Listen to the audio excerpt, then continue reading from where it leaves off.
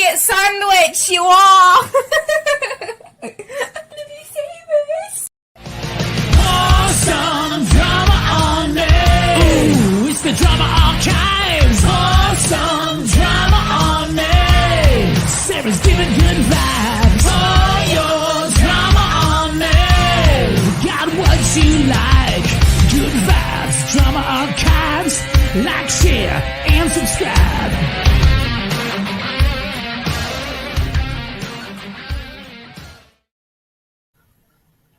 Hey y'all.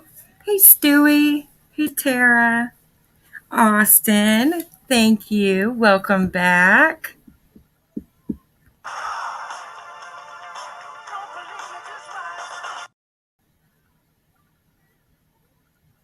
Hey Dory K. Cinnamon hot, hot, hot.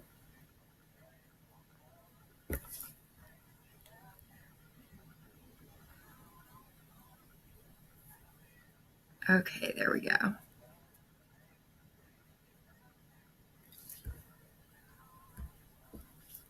April, hey, how are you doing? Hello, welcome Confessions of a Serial PDF file.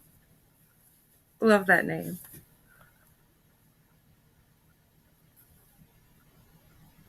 So how is everybody doing today? I hope everybody's doing well.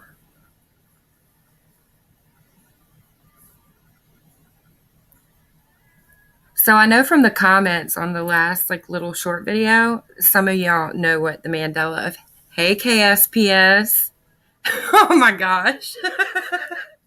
No, I wasn't calling you Stewie, I promise.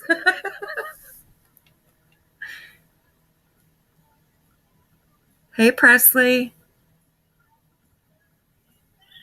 So do y'all know what the Mandela effect is? Is there anybody who doesn't know what the Mandela effect is?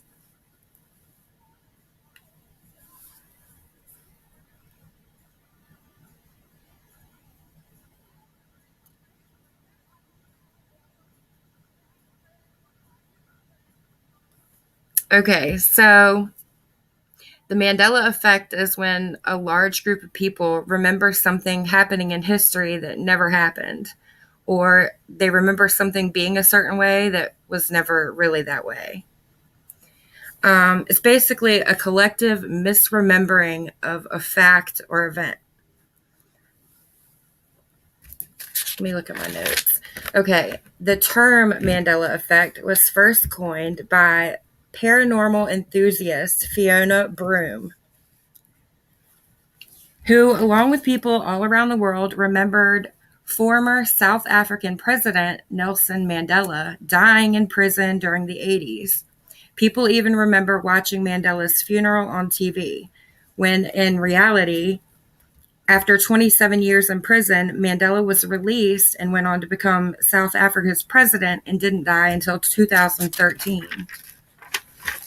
So then this lady, Fiona Broome, kind of brought that in. I guess she said something somewhere, and a whole lot of people remembered the same thing, that Nelson Mandela died in prison in the 80s.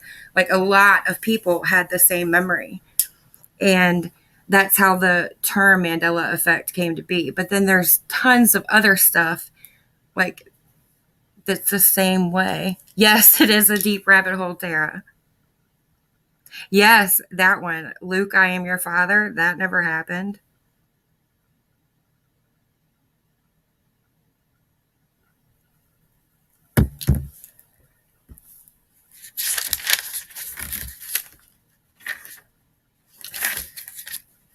So anyway, with the internet and I guess social media and all that stuff, you can connect with a huge large number of people from all over the world.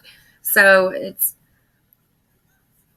a lot easier for people to get together and say, oh yeah, I remember it this way too. The one that got me, the one that brought this all to my attention years and years and years ago, was the whole Berenstain Bears one. I grew up and we used to have this circle time library in our library at school, and our teacher would always read to us. And she read the Berenstain Bears all the time. It was one of the books that she read all like most of the time. And then there were these other little ones too with the weird like shape characters. But anyway, I remember it always being Berenstain Bears. And now they're saying it never was. It's Berenstain. It's spelled different. It's not just in the way you say it. I thought so too, Cinnamon. Like, it's crazy.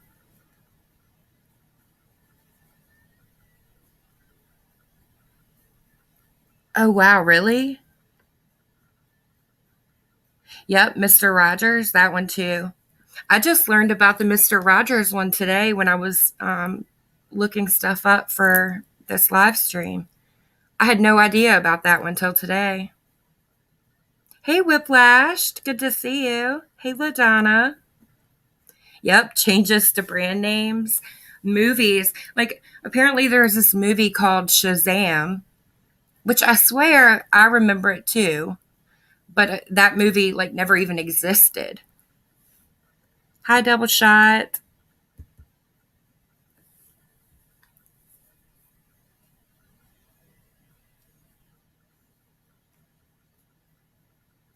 Hey, Pops and Sass. How are you doing? Yeah, the Mr. Rogers one was crazy.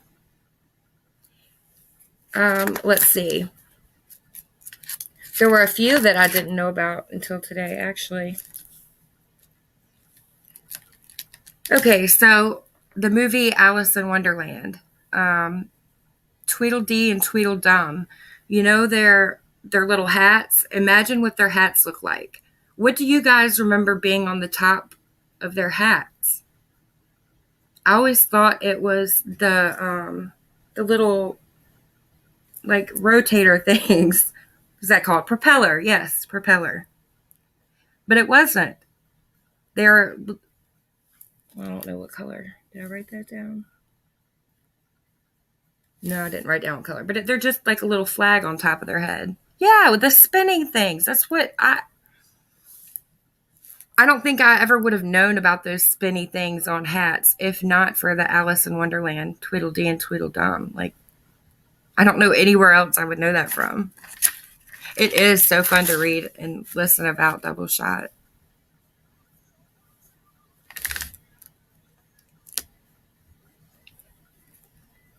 And the second one I just learned about today, or maybe I heard about it before, I just didn't remember, was Sex and the City. It's Sex and the City. There's a ton of like brand names and stuff that I'll pull up some pictures and stuff for in a little bit too. And somebody told me in the comments of that last video that there was stuff in the Bible that has actually changed too. Yeah, it's a flag. Let me see if I can get it up here.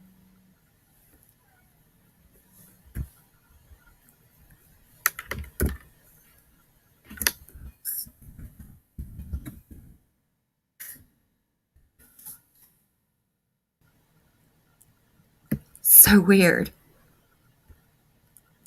All right.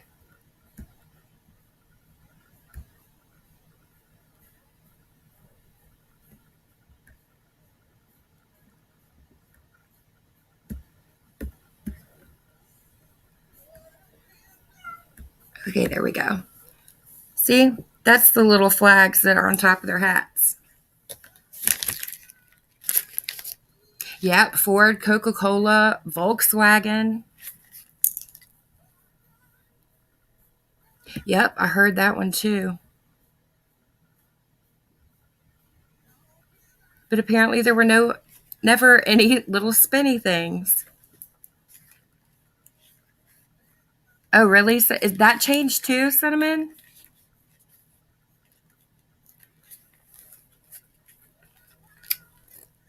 The Kit Kat too? Oh, I haven't heard about that one yet. So I think we had pretty good art classes when I was growing up. Like we actually learned about art too and all kinds of stuff. Anyway, the Mona Lisa, I remember like learning about the Mona Lisa and you know how the eyes follow you and the smile or the lack of a smile, I guess. But now she has a smile.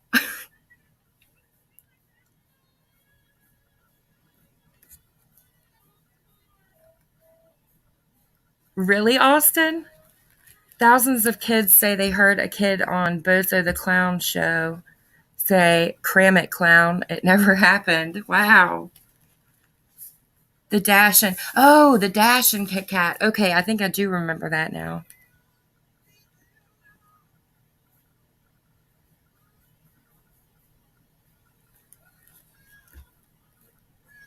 You saw the Mona Lisa in person double shot? That's so awesome. Curious George. That's another book that I grew up listening to, I guess you could say, reading. And I swear Curious George had a tail, but apparently he's never had a tail.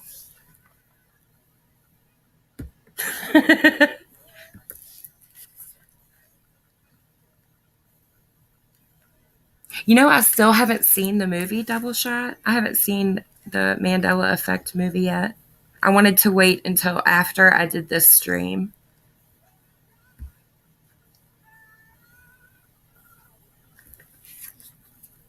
Okay, the Monopoly Man one. That one really gets me too. And I was talking to somebody about that one today, as a matter of fact.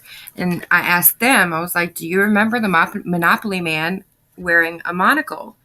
And they said, "I really don't remember." But then I said, "I swear they have."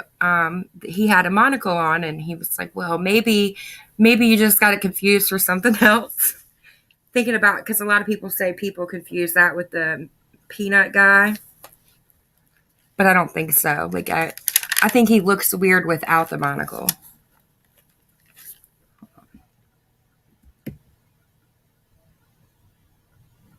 Yeah, I guess he had to do that with just his arm still shut.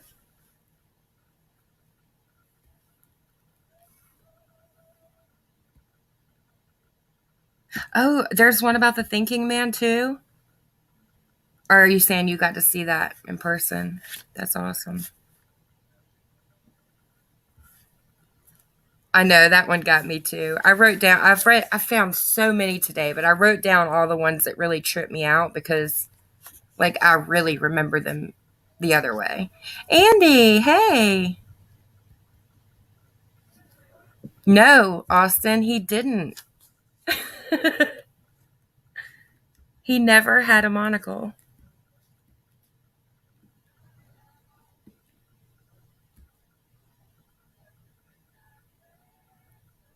Oh, yes, Andy. That is crazy. I remember the commercials. They're saying that Ed McMahon never worked for Publishing Clearinghouse, and you know how I remember the commercials. He showed up and they had like balloons and giant checks. Like I remember the commercials.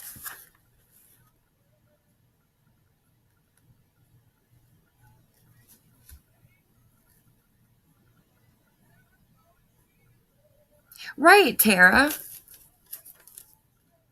I'm okay. I'm going to look up the Thinking Man one.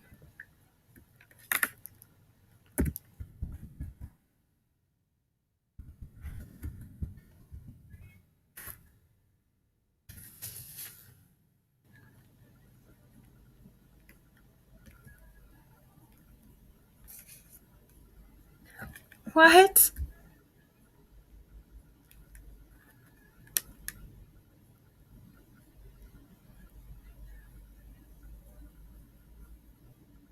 So, which one are they trying to say is real? The one where his hand is on his chin, or the one where his hand's kind of on his head? Yes, me too, Whiplashed. We used to get that stuff in the mail, and man, same here.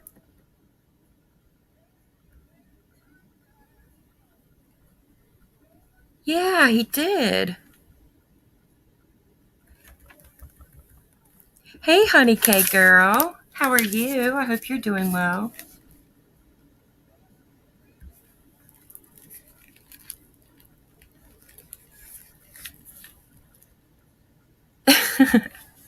Hey, Smokey. And then this one I wrote down just because my kids actually,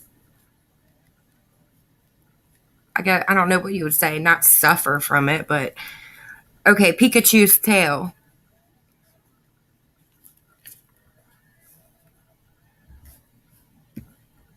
Pikachu's tail apparently never had that like black tip. Or is that backwards? No. Okay.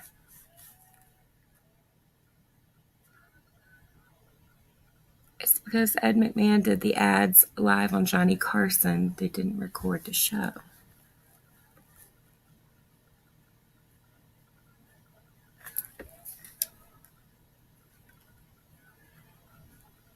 Okay, and this is another one that I like specifically remember because in I believe it was 6th grade, like this teacher stands out in my memory for a lot of reasons. But in 1989, during the Tiananmen Square protests, and I remember pictures of this too, but I remember specifically pictures of it in our school book, in our social studies school book. Pictures from Tiananmen Square in China, and that one guy standing by himself in front of all the tanks. But that never happened. Like, I remember learning about that in school. But apparently it never happened. I think that one is probably one of the ones that really gets me the most because I have such vivid memories of learning about it in school.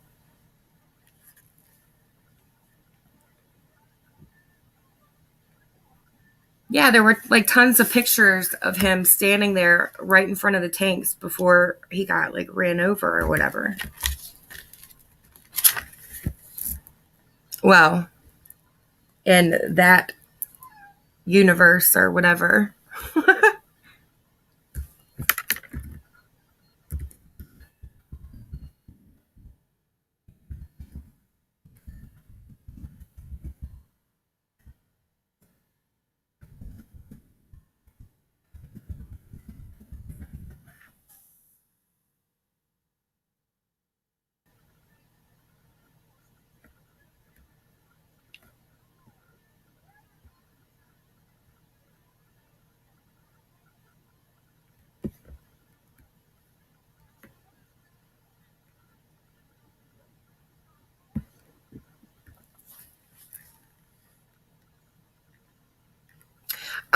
Double shot. I'm surprised I didn't come across that one today. I think they do, Austin. I don't know if they're saying that the whole incident didn't happen. I don't think that's what they're saying. I think they're saying that he never got like ran over or anything. Um, right, LaDonna. You can find the pictures. The Kennedy one does drive me nuts. That's one of the ones that I learned about a long time ago, and I guess I just forgot about it. I didn't even come across it today. Right, and people double shot. It showed. I think was there an extra. Wasn't there like an extra row of seats also? Well, yeah. Okay. Sorry, I'm thinking out loud. Right. Exactly, Smokey P. That's what they're saying. But like I remember learning about something completely different. Obviously, we didn't see pictures of that in 6th grade, but I remember him dying. That's what we learned about. It was a big deal. The moonwalk actually took place in your neighbor's backyard. Heck yeah. Where does your neighbor, where do y'all live?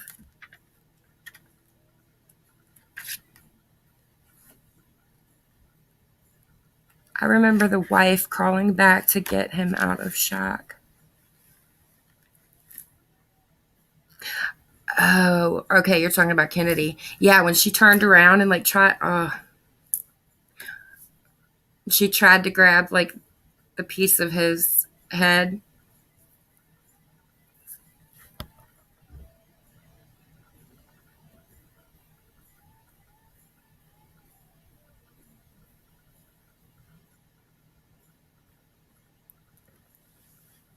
How hot is it there, Austin? Is anybody suffering from that crazy heat wave?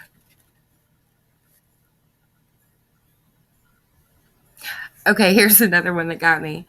The color, chartreuse. What color do y'all think chartreuse is?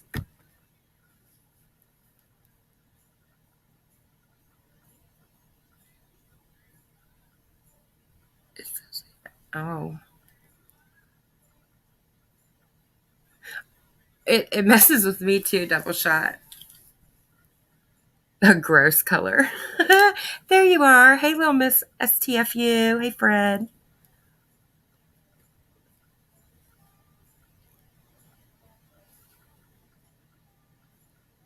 Okay, so a lot of you.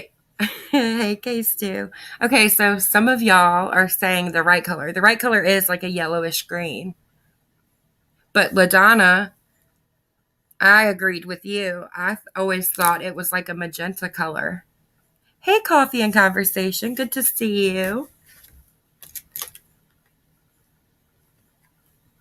Do you want me to email you the link yet, Fred?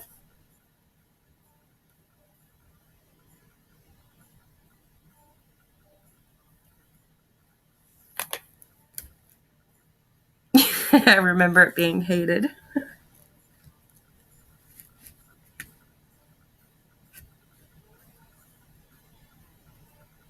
And the Tinkerbell one gets me too. Because we grew up watching Disney movies. And I remember Tinkerbell doing the little thingy. All right, 1 second.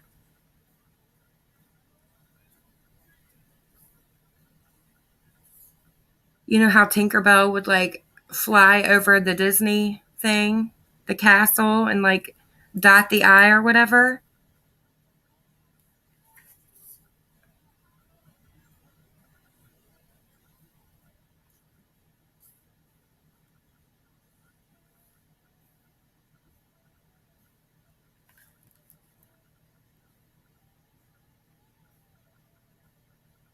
Yeah. I don't know. I don't know. That is the Febreze, that one too. The way they spell Febreze and Oscar Mayer, that one gets me. All right. Exactly, Whiplash. That's exactly the way I remember it.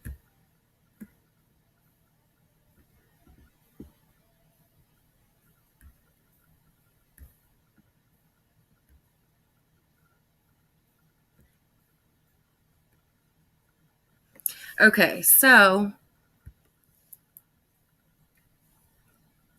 Oh, whoops.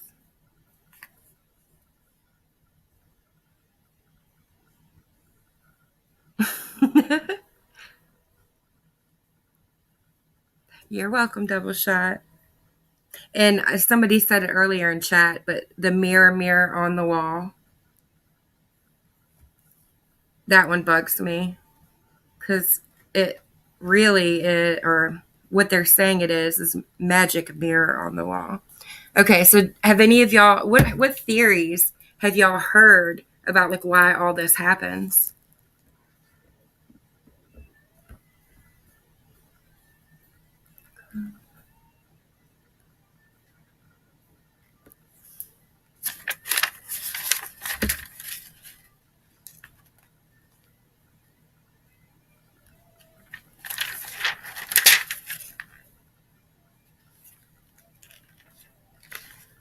Yes, I forgot about that one, LaDonna. Forrest Gump and the box of chocolate one. Okay, so I agree with you, double shot. I definitely think that CERN, it's like, okay, it's one of my top two theories. Exactly, Austin. Exactly. You think it's the butterfly effect in real life? Okay, my bad. It's one of my top three because I actually have three that I like really believe could all be. Hey, Raquel. Good to see you.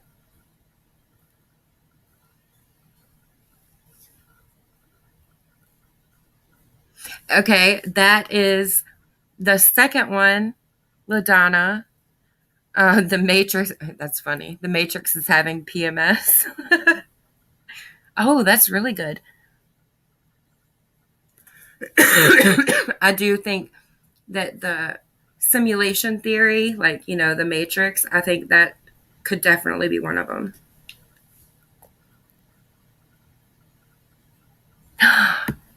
I heard somebody say that recently when I was talking to somebody about the Mandela effect double shot. No, I haven't. Is there something specific like I can look at or look for? I think they have two coffee.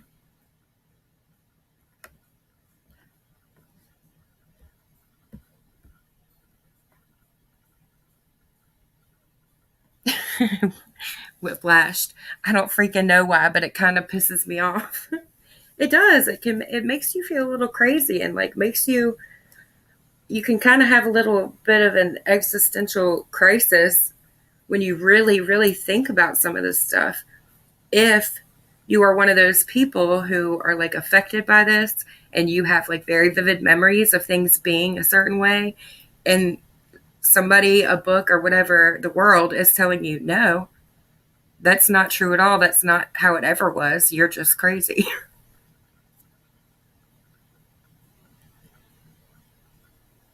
Ooh, I'm writing that one down, LaDonna. Tartarian Empire and global mud floods.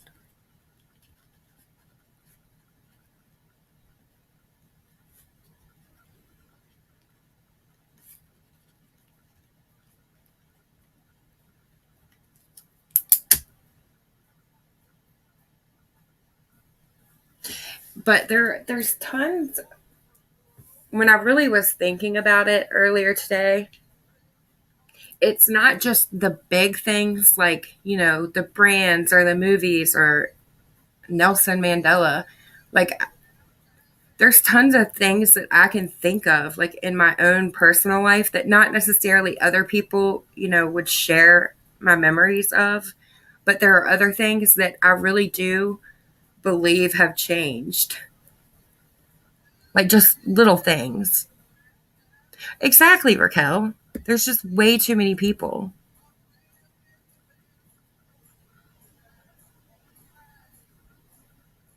Right, coffee. It's a scary thing to think about. Killer whales have a white spot. Oh wow, I need to read up. Let me get this up there real quick.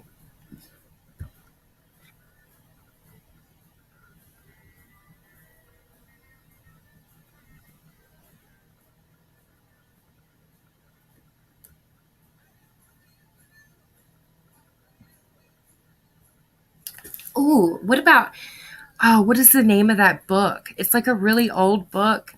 Um, and nobody to this day has been able to like translate it or even identify what language it's written in. What is that dang book called? I'm gonna have to Google it. Hey, Sunnyside, how are you?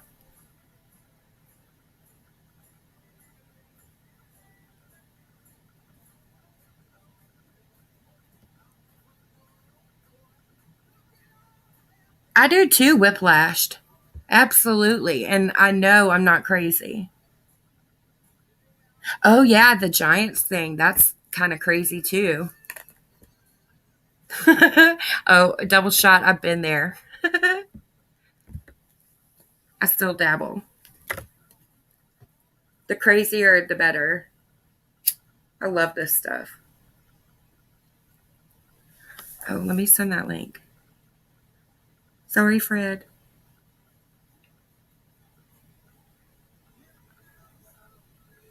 If anybody would like to come up and talk about it, you're welcome to. I just need an email address.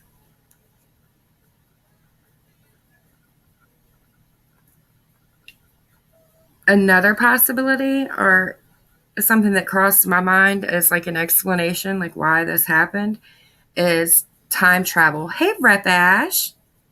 Time travel. Like if somebody I feel like somebody has messed with time in some way or another. Like maybe we tried to time travel and it messed up the universes or something.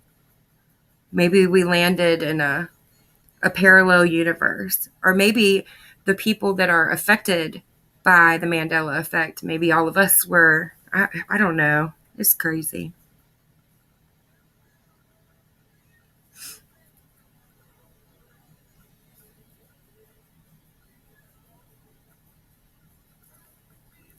Ooh.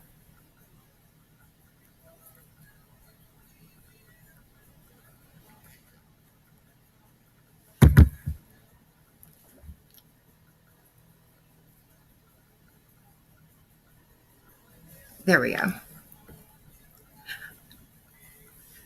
That is one of those like top two or three theories that I have. Somebody did something, messing with time travel, or like, but that kind of goes along with CERN because I do feel like, they have the capabilities to do a lot of stuff we probably couldn't even.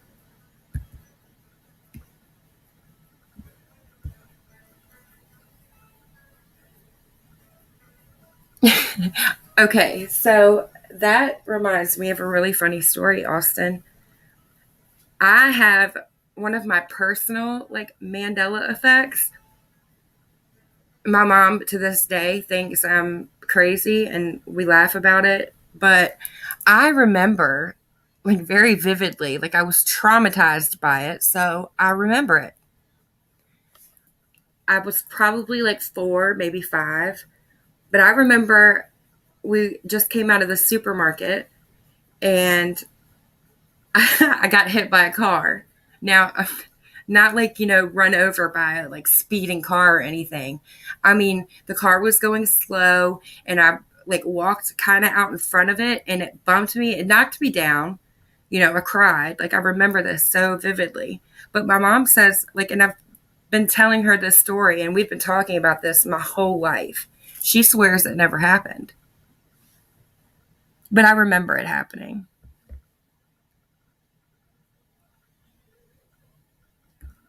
Hey, Forty Love, or is it Fort Love?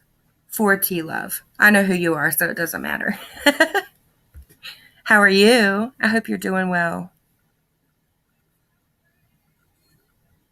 Oh, yes, Tara Lee. Lots of changes in song lyrics, like the We Are the Champions. Always sing it, like, at the very end of the song, We are the champions of the world. Well, that last part of the world, no, it's not real. I do think somebody had some kind of explanation for that one, though, but I don't remember. Project Looking Glass.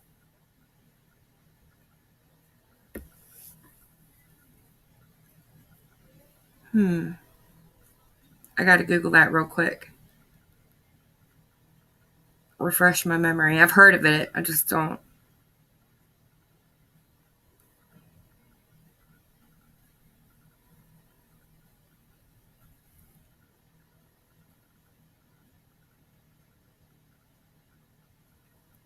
Hmm. That's interesting.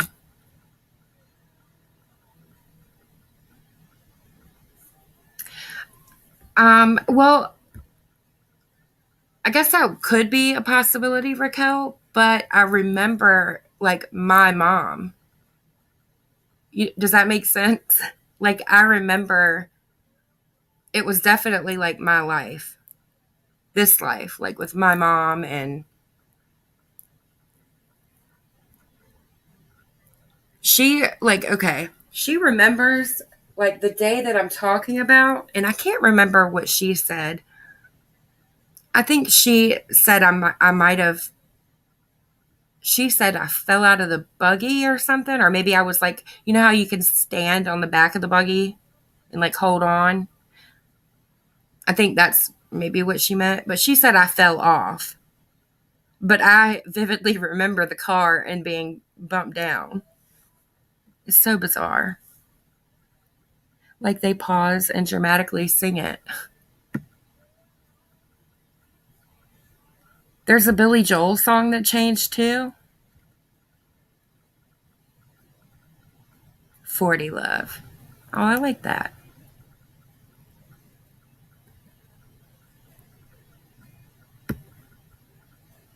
And the other day,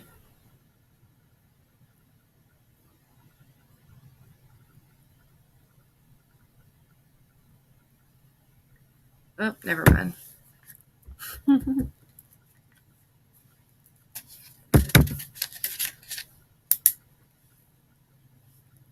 And then there's, the whole multiple universes. But how did we get from our original one into an alternate one?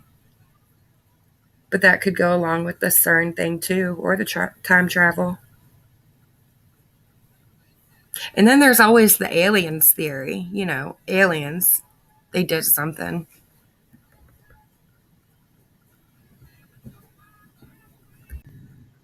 Hey, girl, hey. Hey. How you doing? I'm good. How are you? Oh, same. Yeah, the Mandela effect freaks me out too. It just bugs the heck out of me. Okay, weren't you the one talking about the Bible? No. No, different person then. Maybe it was Tara. It was somebody in the comments. Yeah, I don't know anything about the Bible. Do you have any of your own? Oh, no. My bad. You were do you have any of your own? Like kind of like what I was just talking about? Well, the one that really bothers me, because I totally remember it, is the one from James Bond. The James Bond movie, Moonraker. That's the one with the guy with the metal teeth. I know, I haven't heard that one. Yeah, his name is Jaws. He's the bad guy. And he's got metal teeth. Well, he falls in love with this girl, and the girl falls in love with him, but she was supposed to have braces, because that's why they fell in love, because they both had metal teeth. But in the movie now, she doesn't have braces. What? That's crazy. Why would they fall? Why would she be like all into him and him all into her? Right. I do remember reading about that, but that was a long time ago. I didn't really remember. True Helper, hello, by the way. Good to see you. I remember that one too. The C-3PO had, he was gold, but now they're saying that he has a silver leg. Yeah, I don't get that either. Oh, yeah. Well, that new Earth CERN is huge.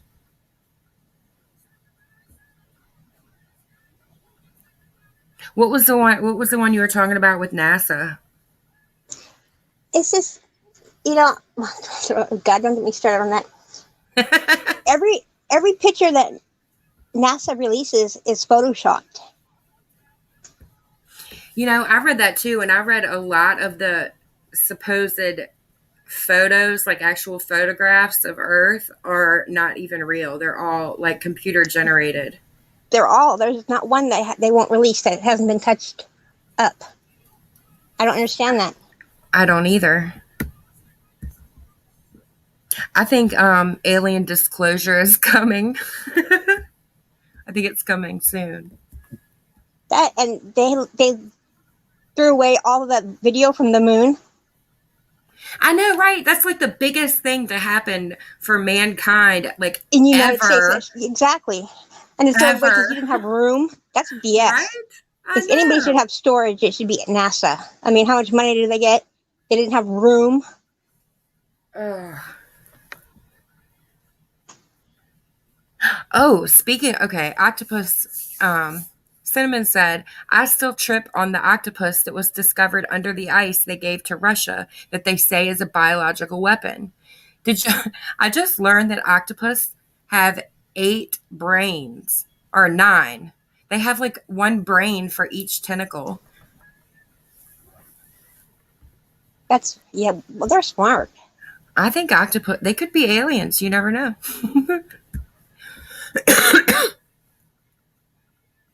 The Lion and the Lamb. Yeah.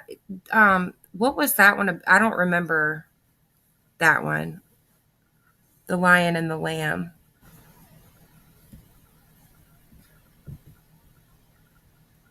I know, right? Coffee. It is crap. Aw, I'm glad you found your way here, double shot. Gotta love Stewie. Who filmed dude taking the first step in the buggy? That's a good question, LaDonna. There's so many questions, and there's BS answers that they give, and they're so sketchy about it. I mean, I'm gonna go out on a limb and say it didn't happen. Receipts or it didn't happen. Exactly. Tara said, I think the Lord's Prayer changed too, if I'm not mistaken. That's it, Tara. We're living in the Truman Show. Oh, okay, LaDonna. Bible says it was a wolf, not a lion.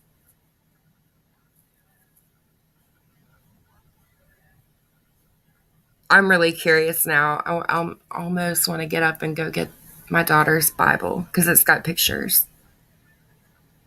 Maybe I will on my sun kiss break. Yeah, evidence where it didn't happen. You know, and we had, excuse me, we had every reason to BS it too. Right, and I'm trying to. Okay, before I forget, True Helper said some strange stuff is happening. Stanley Kubrick was a Hollywood filmmaker that was tasked with filming a fake moon landing in case it didn't work out. The name, sorry, just reminded me. You know the toy, everybody knows what this toy is. I'm sure everybody's seen one at one point. The Rubik's Cube. Yeah, How would you spell Rubik's? with an X. Okay, Rubix. you want to hear something crazy? It's not called a Rubik's Cube. And there's no X. It's called a Rubik Cube. No See, S, no X. Isn't that crazy? I could swear it was an X, but you know, like I said, who Right. knows? Me too. Yeah, It could also go with people's pronunciations. You know, K can sound like an X. Rubik. but I've never, not once in my life, heard somebody pronounce it Rubik. It's always been Rubik's. Yeah, I agree with that. Even if you like mispronounced or whatever, it's I don't ever remember Rubik. It just sounds so bad. I don't know. It doesn't even roll off the tongue. No, it doesn't.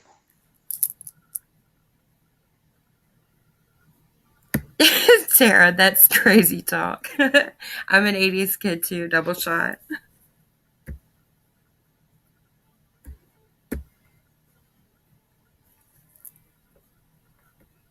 Oh, I was born in '77. I'm a '70s child. The galaxy changed too.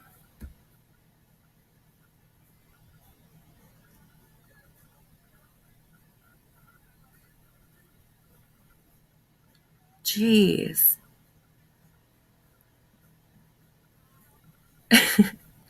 Somebody's definitely doing something.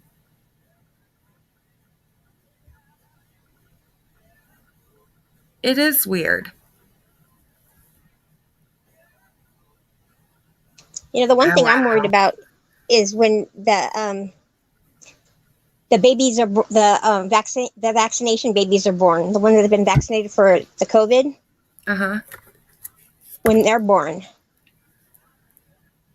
what's gonna. I Hmm. mean, you guys probably don't remember, but that's the thalidomide babies. That was from vaccination, and it was a terrible, terrible.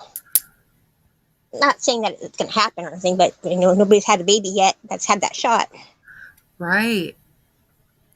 I wonder if are they giving pregnant women the shot? I don't even know. That's a good question. But if you got the shot and then you become pregnant, Yeah, true. The arm in the galaxy was switched.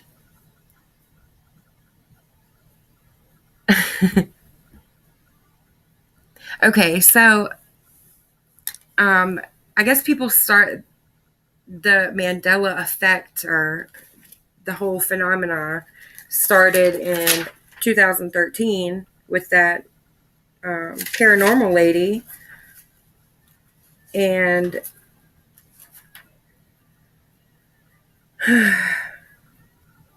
I'm trying to think what happened in 2013 that might have, I don't know, I don't want to say triggered it, but like it's like everybody woke up in 2013. It's just weird. It definitely is. Oh, good to know. I really wasn't sure. I never even thought to ask that question. Yeah, I'll definitely be looking at that one too. well, I think Okay. now it's because it's the age of the internet, and people can communicate from all over, and people get together and come up with things that they were all thinking, but really had nobody to tell. Now the internet's Right. there, they can find people that are like-minded and had the same coincidence going on. Hmm. Just like the flat Earth. Laugh as you may and say what you think, but you can't call the people that are so staunchly believing in the flat Earth because they are smart people. Yeah. They're not dummies. I mean, it's not like it's a hillbilly that doesn't has only been to like fourth grade. These are very well educated, smart people. I've read a little bit about flat Earth. I've watched a lot of YouTube videos, but some of those people were definitely cuckoo. But some of them are not. And but that's everybody. There's always going to be crazy people. Oh I yeah, of think course. I think I don't even remember who said it, but somebody was talking about Hollow Earth the other day. And then They somebody watched early somebody they in the watched a chat, movie, did they? the King Kong. Remember, the last King Kong movie. He Mm. went. He that's where he went. He would go through the Earth. It was hollow. Well, somebody in the chat a little while ago said they see some crazy stuff over the ocean at night. And I've always thought that there's probably some crazy stuff going on in the deep ocean because, Oh yeah. we don't know crap about it. Ooh, I don't know if this definitely doesn't qualify as the Mandela effect, but I did come across a video that said that the Titanic never really sank. It was the other boat. The guy who owned it, he had two boats. One was like older and, I don't want to say falling apart, but anyway, um, at the last minute, he also was not one of the passengers. He was supposed to be, but then he changed his mind last minute or something. And that people are saying he sank the Titanic, which was really the other boat. They like repainted it because they looked really close, I guess. Sister ships, insurance money. Yes, that case too. Yeah, the flat Earth is a hard pill to swallow, but if you think about it, I mean, why wouldn't the globe Earth be a hard pill to swallow? Right. Tell me where water curves. Water does not curve. Oh, I do too. Double shot. Speaking of Schrodinger's cat, I think they were mentioned in this. All right, there's this like video. I'm gonna play some of it. Memory. If it felt as real as all your others, and other people confirmed they remember it too, what if the memory turned out to be false? This scenario, which might sound like something out of the Twilight Zone, was named the Mandela effect by the self-described paranormal consultant Fiona Broom after she discovered that other people shared her false memory of South African civil rights leader Nelson Mandela dying in prison in the 1980s. Is the shared false memory really due to a glitch in the matrix, or is there some other explanation for what could be happening? Broom attributes the disparity to the many worlds or multiverse interpretation of quantum mechanics. When not directly observed, electrons and other subatomic particles diffract like waves, only to behave like particles when a measurement is made. Essentially, it's as if these particles exist in multiple places simultaneously until directly observed. Nobel laureate physicist Erwin Schrödinger famously characterized a strange concept with the Schrödinger's cat thought experiment. If a cat were placed in a box with a radioactive decay detector rigged to break a flask of poison when activated, a decaying particle existing as a wave would yield two simultaneous macroscale realities, one where the cat is alive and one where the cat is dead. Although, upon observation, one would only see the cat as either dead or alive, some quantum physicists, such as the late Hugh Everett III, originator of the many worlds interpretation, have speculated that both realities exist, but in separate, parallel universes.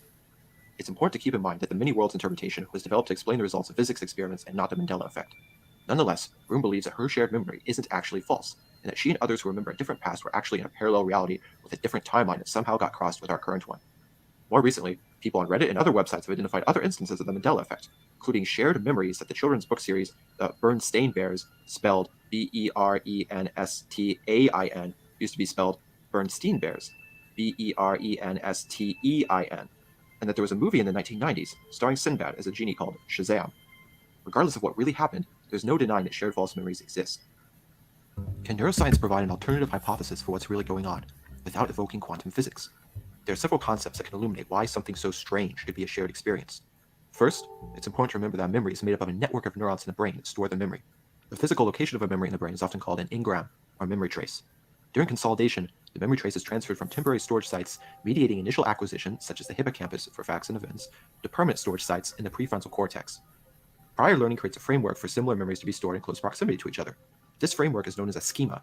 A study earlier in 2016 on semantic memory in humans used functional magnetic resonance imaging, or fMRI, to show that similar words are stored in adjacent regions of the brain.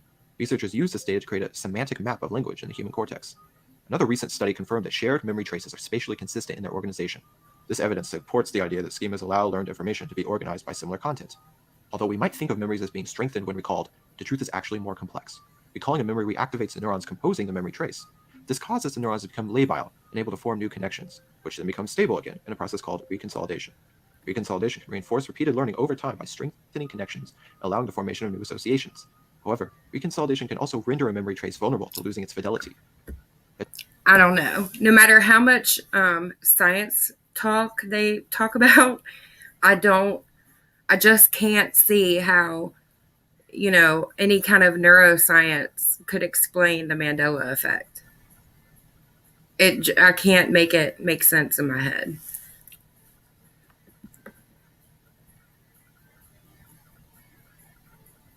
Yeah, I'm at a loss too. So that was that was just the one video where they tried to explain the Mandela effect by science. This one is about, this is a quantum, or a possible quantum explanation for the Mandela effect. An explanation for the Mandela effect was put forth by physicist Fred Alan Wolf. He defined a difference between the reality in our dreams and the reality during our waking hours. Wolf describes quantum physics as being made up of probabilities, and out of those probabilities, actualities manifest. Wolf maintains that the collective unconscious manifests in our dreams and reflects what the entire planet as a whole is experiencing. Sometimes the Mandela effect is so strong that it overtakes reality. People remember a character from the movie Gremlins as being named Spike. In actuality, the character was named Stripe. But bending to the Mandela effect, in November 2016, a t-shirt featuring the character Spike was released for sale.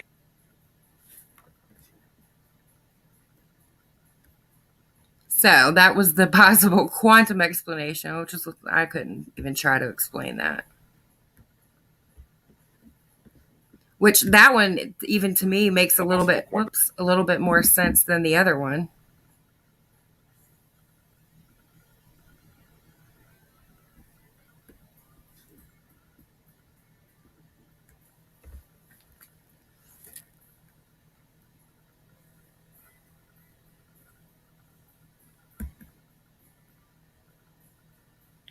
Space trucking.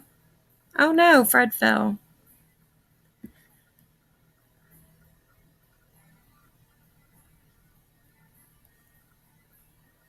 Oh, I forgot all about that case too. 2012 was the end of the Mayan calendar.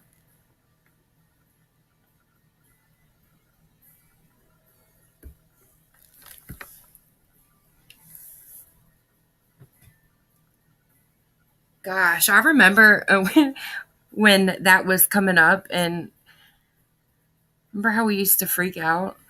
Not like really freak out, but it was it was fun. I love these theories.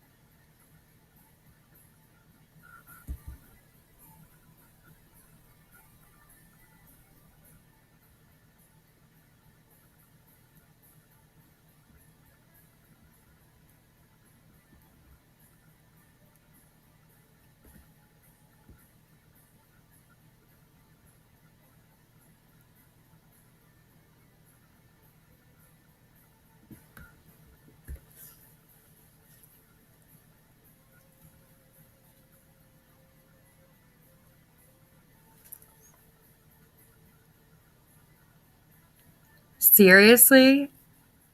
That's awesome, Cinnamon.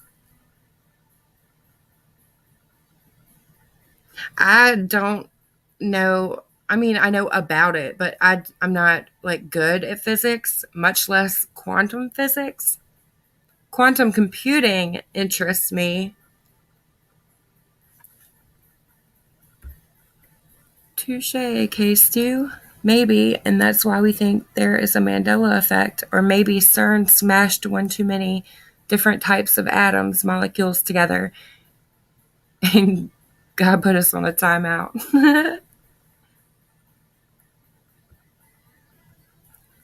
Thanks, Stewie.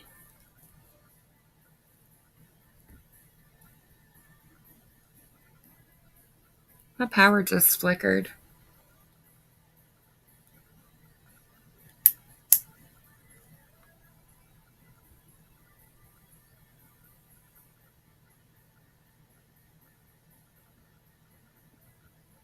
Maybe so.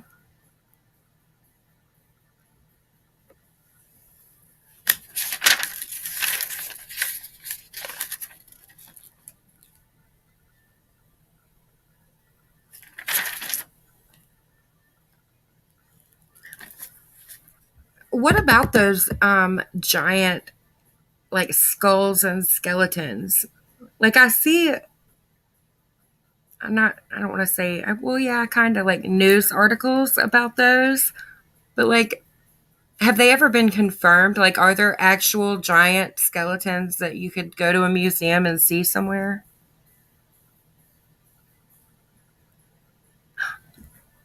Me too, double shot. I actually have a friend that does like paranormal kind of stuff live stream sometimes. I'll have to ask him and see if he'll come do a stream with me over here one night. That would be fun.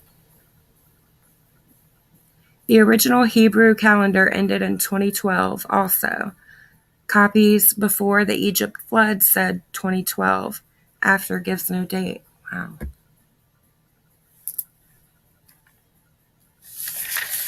Hey, Princess Jules.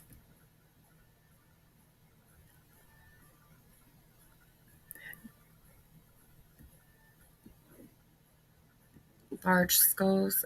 Yeah. So the Smithsonian just buys them all up.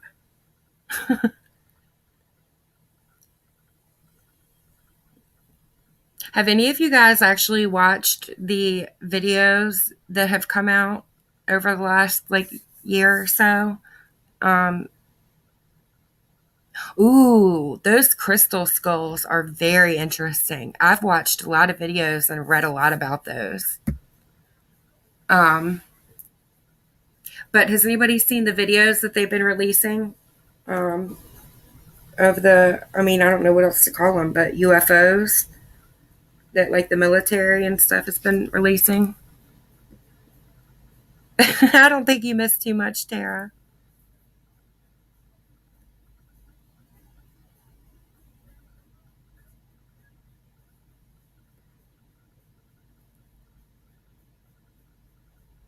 Oh my goodness. That would be so fun to go through, Cinnamon. I probably wouldn't understand much of it, but it would still be really fun. Those crystal skulls, let me see.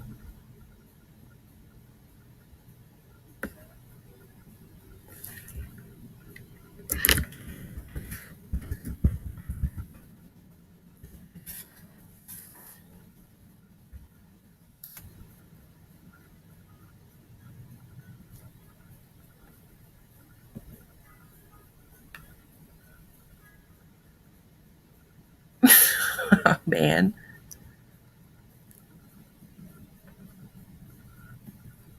Oh, that's an hour long.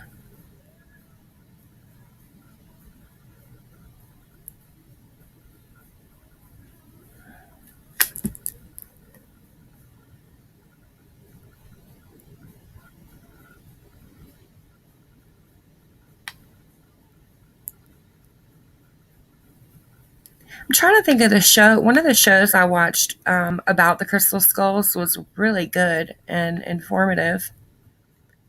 I can't remember if it was Ancient Aliens. I'm not really sure.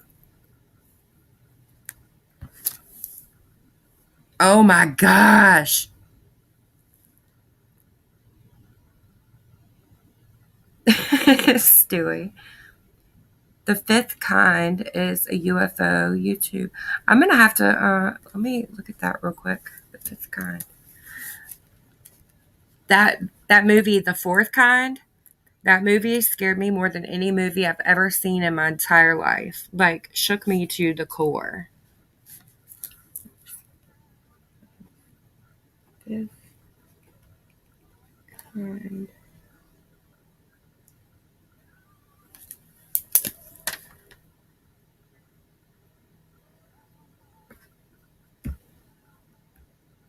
All right. Let me share this. What about that thing? Oh, Raquel. I was born in Atlanta and lived there for a while. And I have been to the Georgia Guidestones.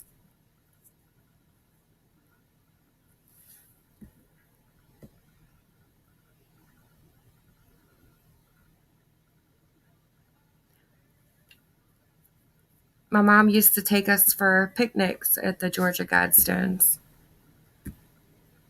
Okay, so if anybody's interested, it's only like 3 minutes long.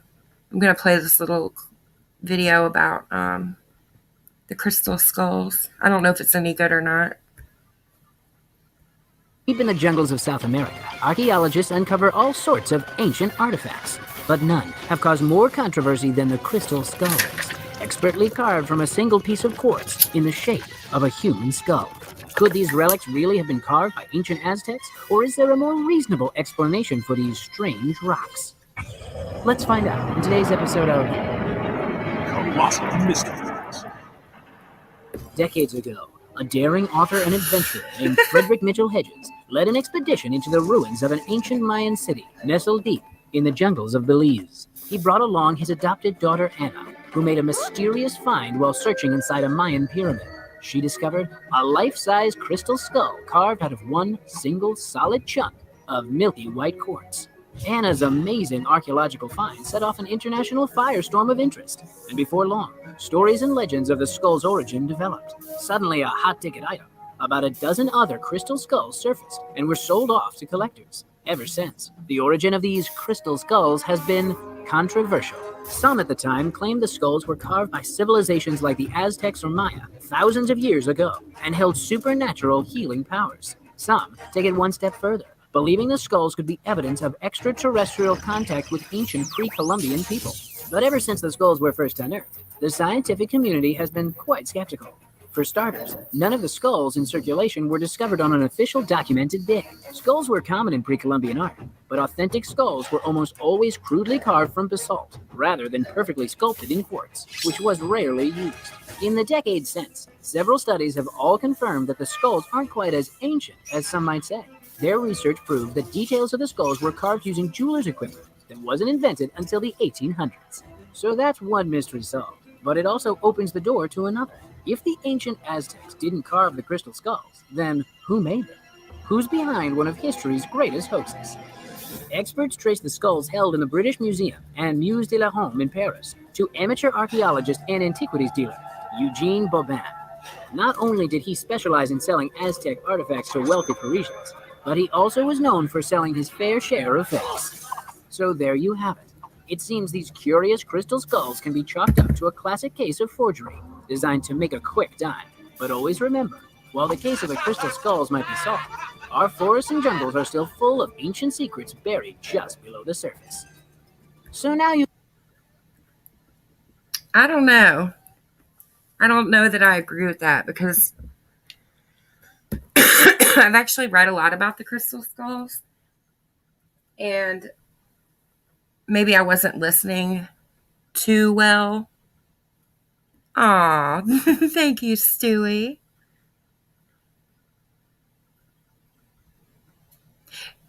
Yeah, it's really cool. I think what they said basically is they don't think that they're real because they weren't discovered on documented digs.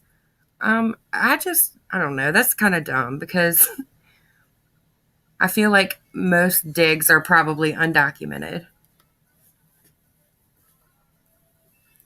especially when people are looking for treasure and stuff. Because if it's documented and you find something good, you probably got to pay taxes or share it or give it up to a museum, you know?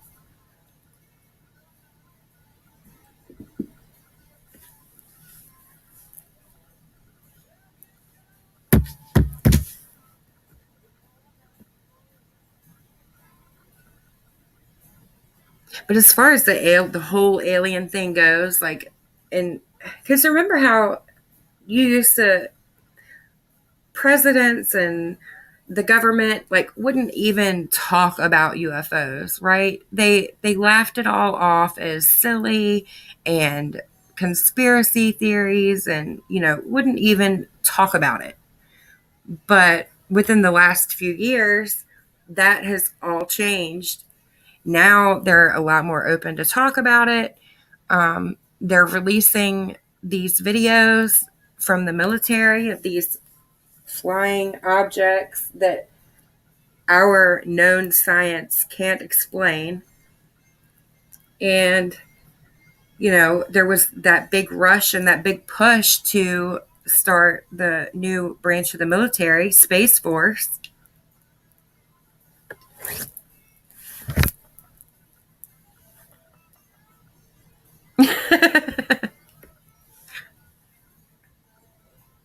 I think there are a bunch of them. I think there are some that are actually fake. I think people have not been caught, but I think they have proved some of them to be, you know, man-made. I kind of agree with you, Tara. I think that is probably one of the reasons they've kind of not talked about it is because it would create such a panic. And if they do decide to like disclose if it's true, then you have to do it the right way. Exactly, double shot.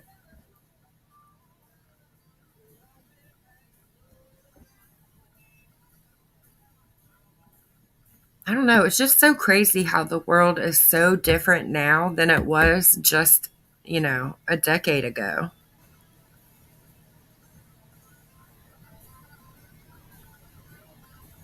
Oh, that's cool, Cinnamon. I love crystals too. I love rocks.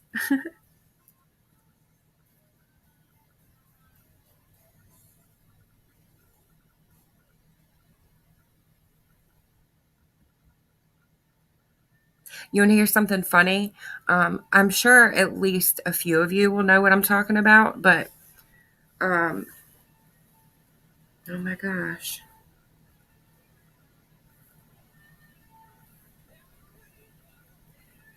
So, Bohemian Grove. That's been something that I've been reading and watching videos about forever, probably for a little less than a decade. Alex Jones went in there and snuck some video footage, and there have been a lot of people that tried in the past.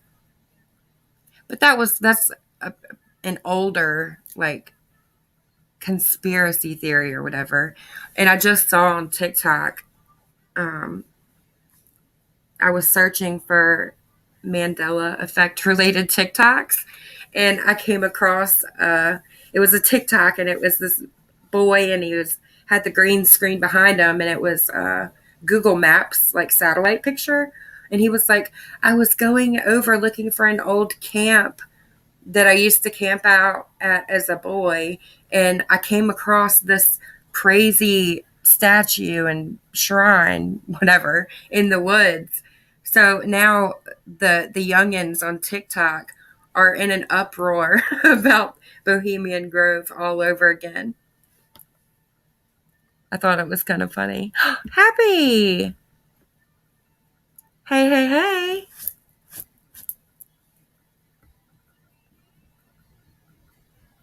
Oh, really? I'm a total rockhound, Cinnamon. Yes, you don't want to taste everything, but you can ID some by taste. You can oh wow. Oh, K stew. Thank you. Love you bunches. Boomer.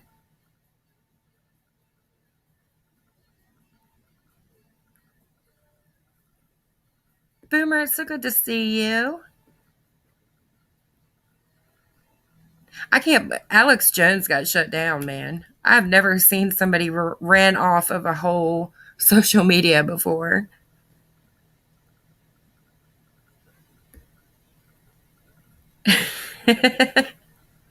I know, right? But with the technology they have today, Cinnamon, I'm surprised they haven't had little teenagers flying drones over there.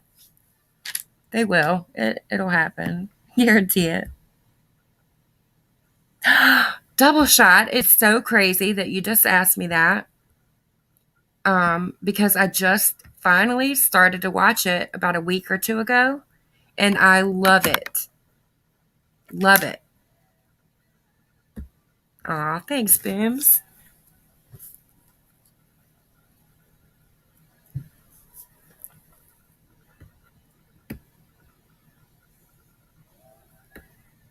And that's another thing that's been happening a lot lately. I will talk about something, and when I say that, I mean like I talk about something that I don't talk about on a normal basis. Like I'll bring something up, or something will stand out, or I'll learn something new.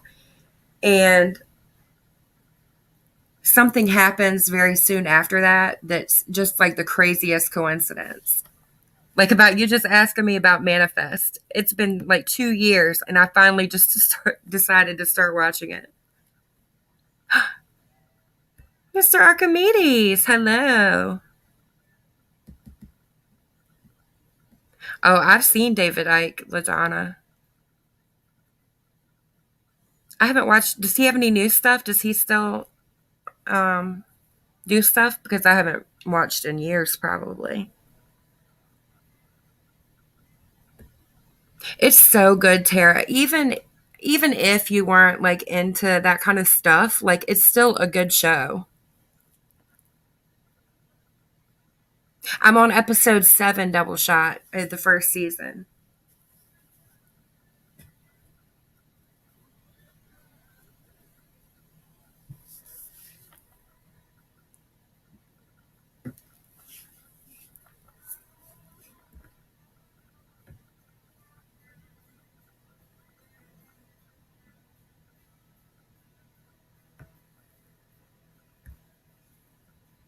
You know, I don't want to say I started watching it because I watched maybe 15 minutes of the first episode when it came out.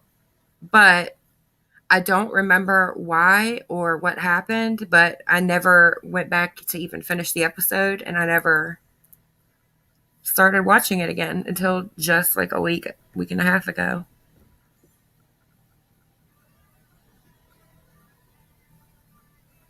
A lot of people are talking about Handmaids, and Lufa keeps talking. She always talks about it, and she loves it. And I know she's told me at least a dozen times that I need to start watching it. And I've gone to start it like 2 or 3 times, and I get distracted every time.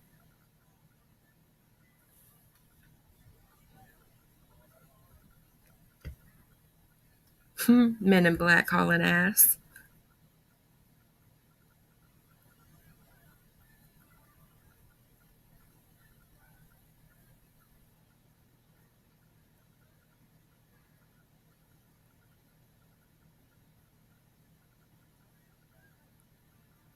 I don't know.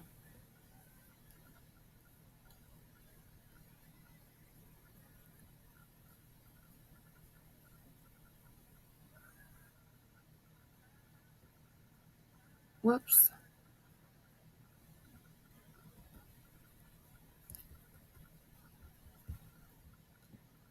Fred, are you okay? Let me email her real quick.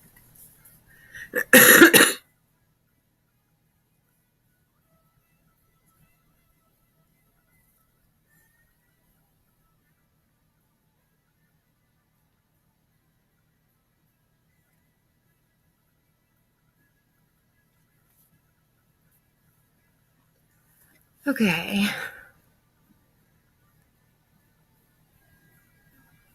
I haven't seen Working Moms. I know. I just have to like really put my foot down and like force myself to sit down and watch it. 5 hour YouTube the X. What? No, I have not seen that, Cinnamon. What's it called? Oh, yep. Happy it also has been bugging me to watch Yellowstone, and I did start that too.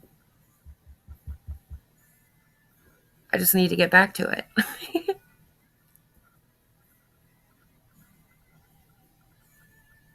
I do use DuckDuckGo, LaDonna.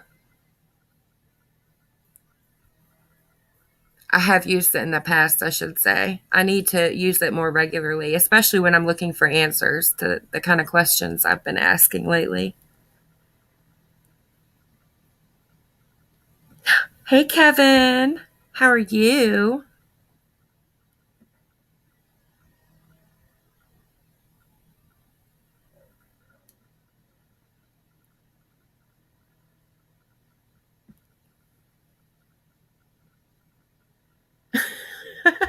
Is that a surfer, Stewie?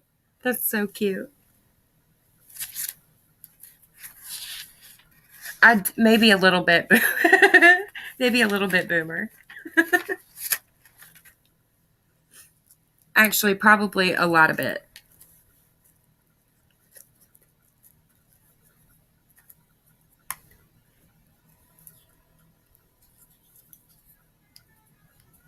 Or you might even say it depends on who's asking.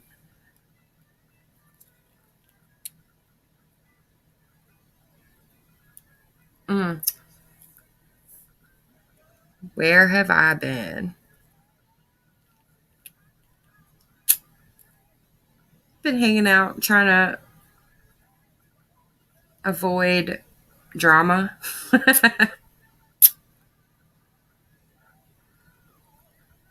That's a lie. I've been watching drama in a different community.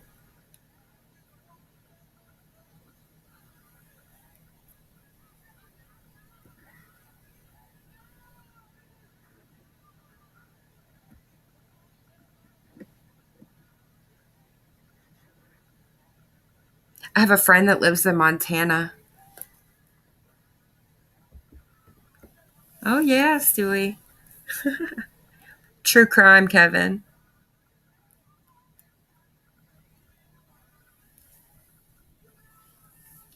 I've been watching some drama in the true crime community. It's actually kind of spilled over this way a little bit, though.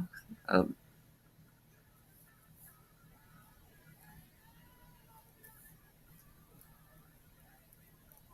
I've seen a few people talking about it.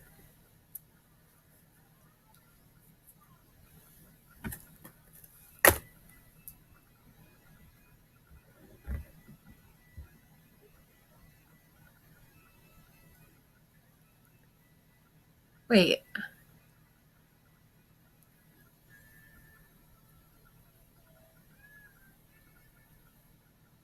Oh, I didn't know about the gentleman's club cinnamon.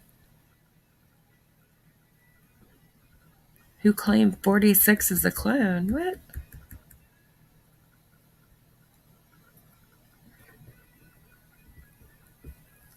Aw, I love you, Stewie.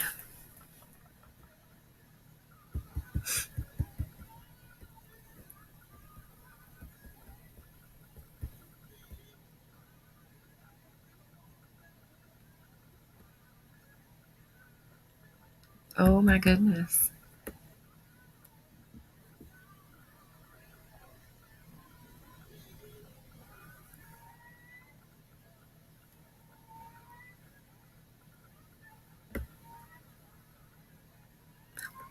What even is that? Let me Google that.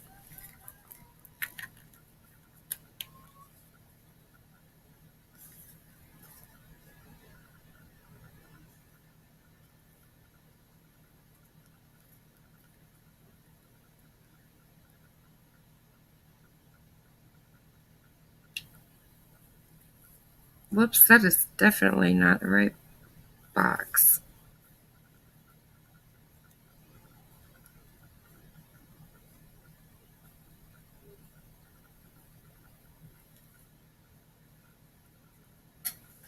I'm not sure exactly what that is. What is that, LaDonna? The 16 plus 1?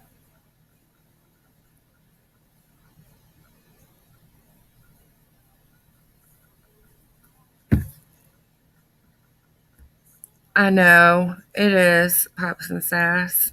Hey, Monchichi. The 16 plus 1. Oh. Oh, duh. Okay, I feel like a dummy now. Thank you, Kate.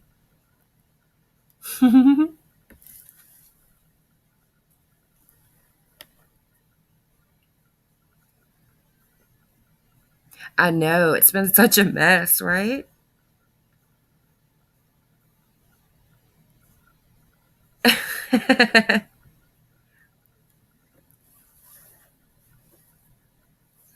Gosh, StreamYard's chat is so slow. I gotta go back.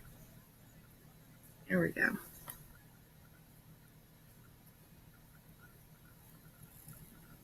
LaDonna, and they're saying he's a clone. Hey, coach.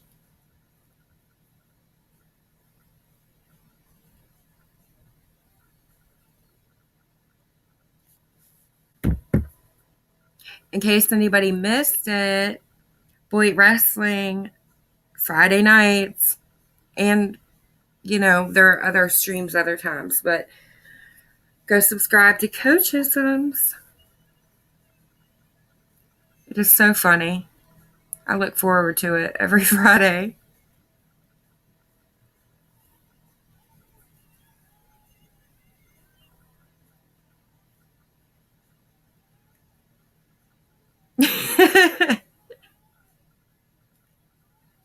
There's Coach's link.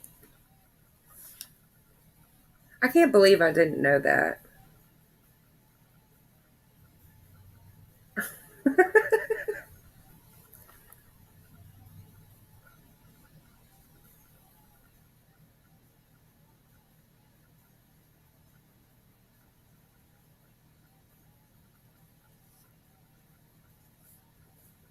Uh, I know, LaDonna. Listen, one of my favorite YouTubers, um, for a long time, me and my sister watched her together.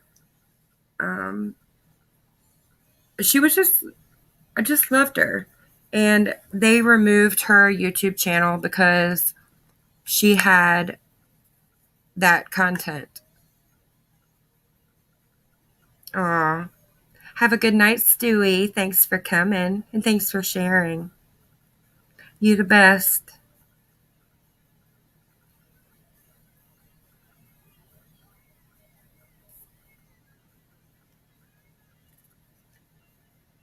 Oh my gosh, that's so.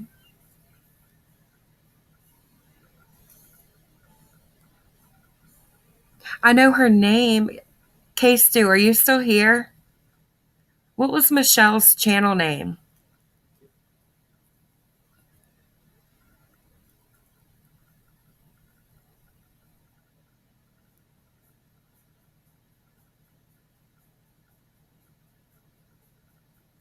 I was so mad when they took her off of YouTube.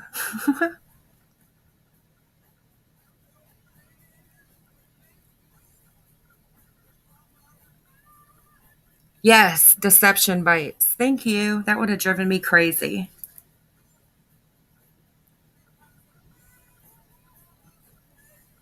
And what? Absolutely. You guys can always post links.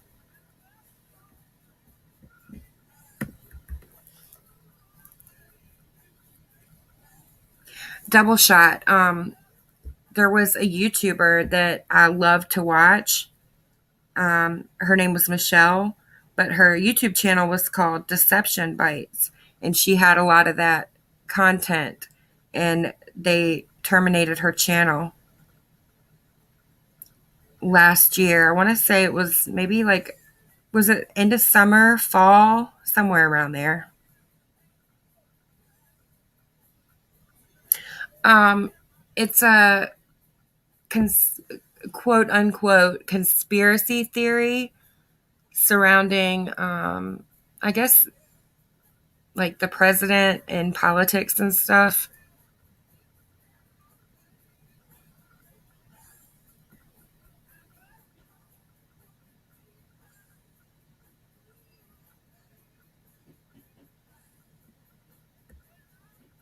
Yeah, same here, LaDonna. I don't necessarily believe everything I watch, but it's still fun to watch regardless.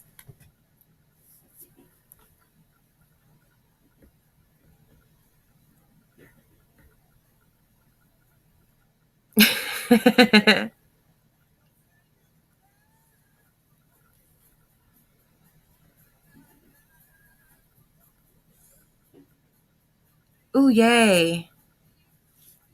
Shoot, it didn't pop up, Cinnamon. If you already sent it, it didn't pop up.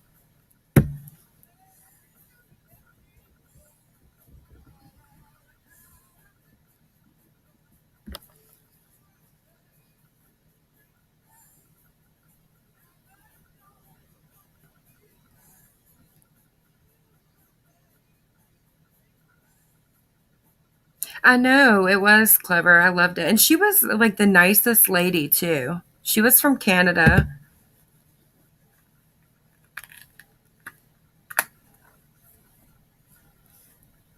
and she lived in the States for a long time and then went back to Canada. Oh, yeah. She talked a lot about that, too, Ladonna. The Simpsons. Oh my gosh, that's a whole thing all by itself, man. The Simpsons and like how they predict stuff, that's crazy. Or it could just be a self fulfilling prophecy. Who knows?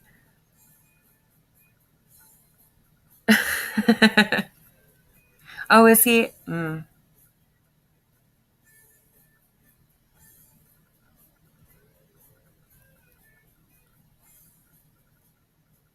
The Georgia Guidestones.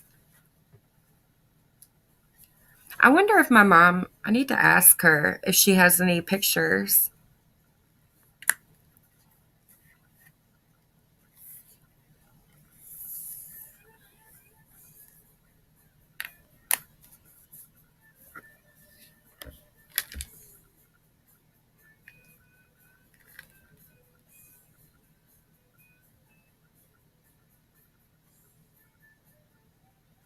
Who's owned by Disney?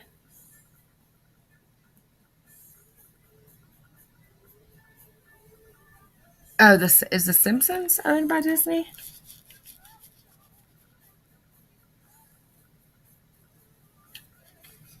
I don't really have like very vivid memories of going cinnamon. Um, I do remember like picnicking, but I don't have like. I wish I could tell you something cool, but I really don't even have great memories of that, unfortunately.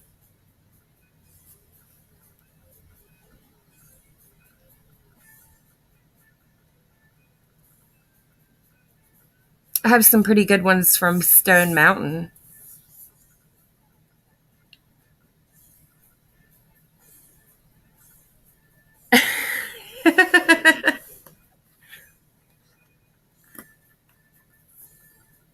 I didn't know that cinnamon. I had no idea that they were owned by Disney.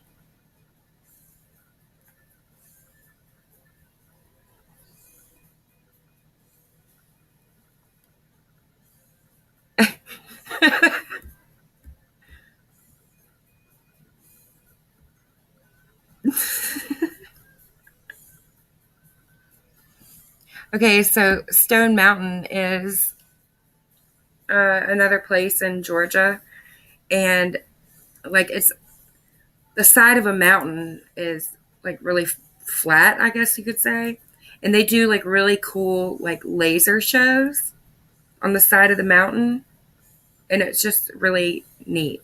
It's I've never seen anything like it anywhere else.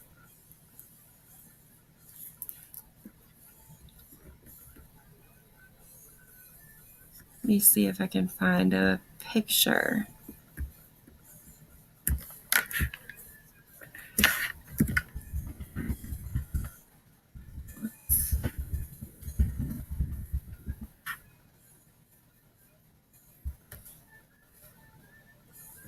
I saw the B-52s at Stone Mountain a long time ago.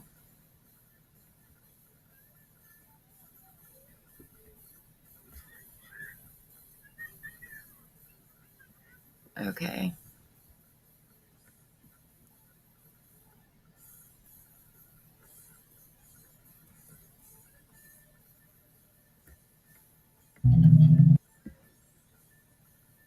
All right, just making sure y'all can see it.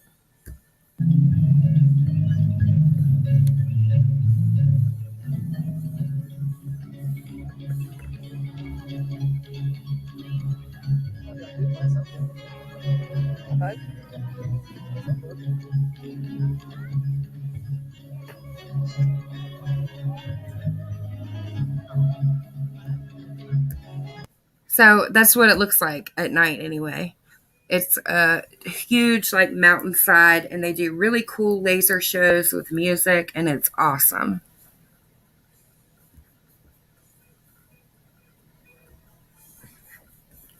I agree with that, LaDonna. Disney is a creepy rabbit hole.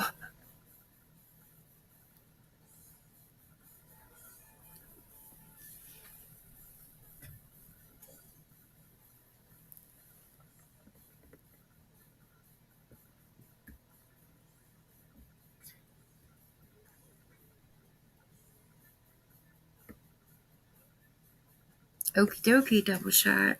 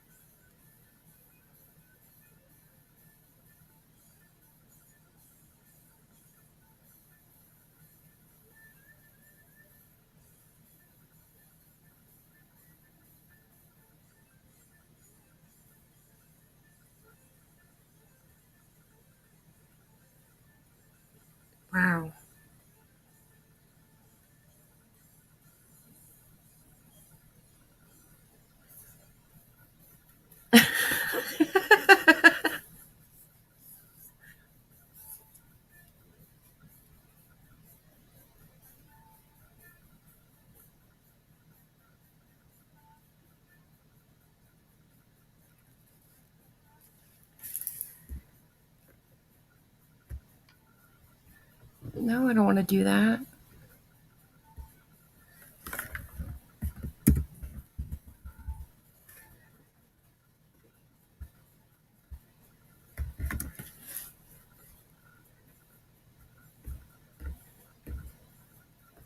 There's the other one.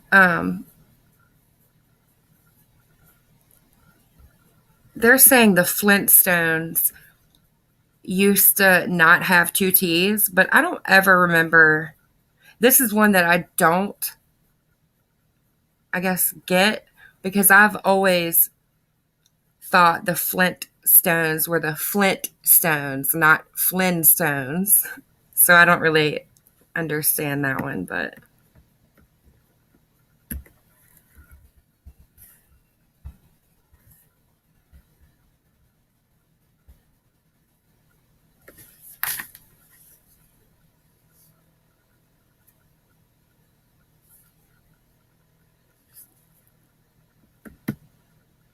oh yeah, there's another one I forgot about, the Looney Tunes, the spelling of Looney Tunes.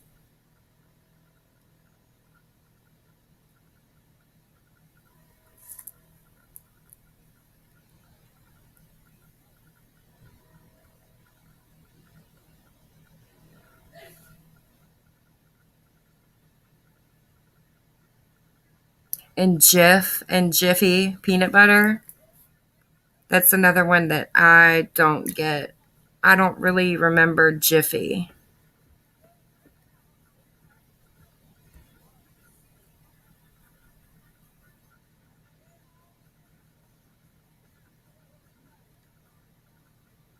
Hey, chick, how are you doing?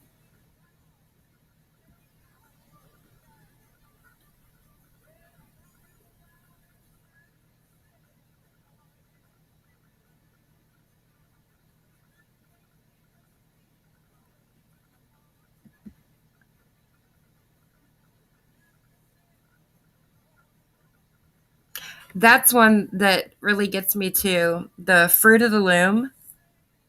I do remember that the cornucopia with the fruit coming out is like their logo. And apparently, they've never used the cornucopia with the fruit. It's always just been like, fruit, no cornucopia. This picture, that looks right to me, but it's not.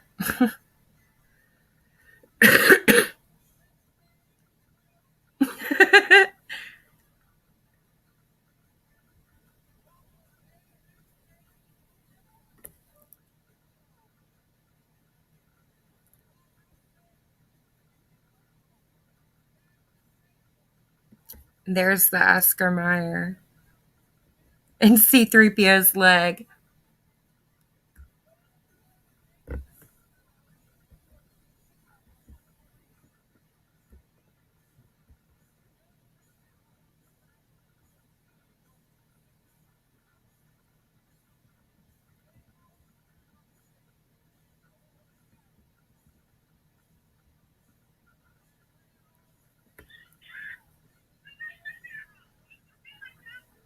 That's what I thought. Wait a minute. I don't even know which one they're saying is correct, Monchichi. But I'm with you. I always thought it was Tunes also.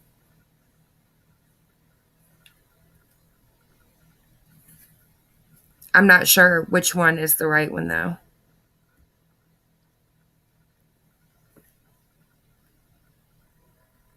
Okay, so we have, okay, that's the right memory then.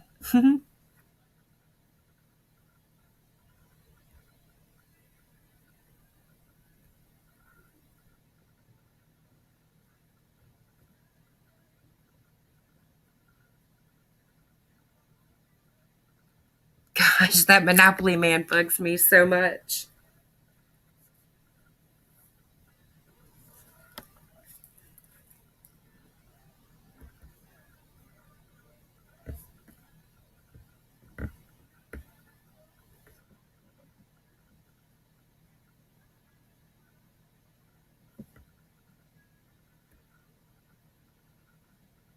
Do you guys remember Pikachu with the black tip on the tail or no?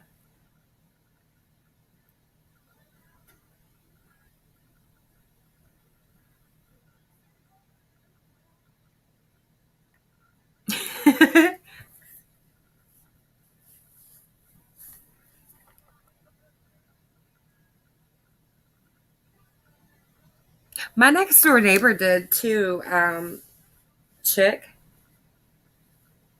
and a Tiny Toons poster.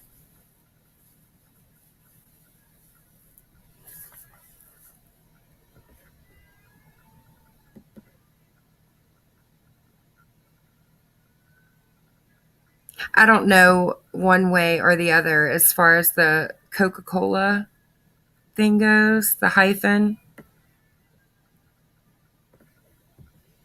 I don't think I ever paid attention to know one way or the other with that one. Good night, LaDonna. Thank you for coming. Always a pleasure.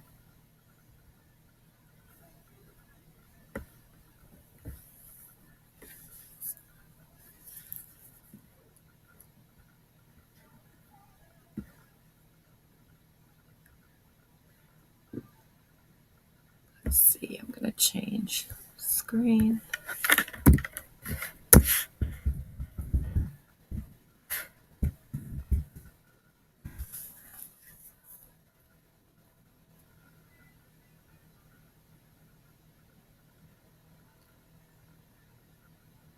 Ooh, that sounds interesting, Chick. What are y'all's favorite like conspiracy theories? Which ones interest you guys like the most?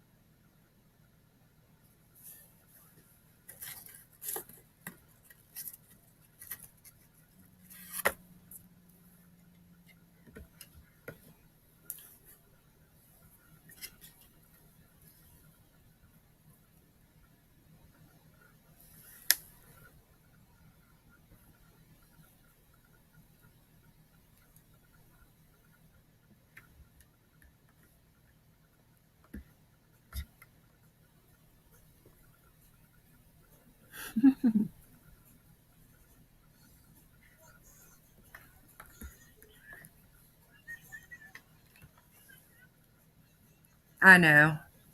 It's hard to choose when you have a lot of favorites.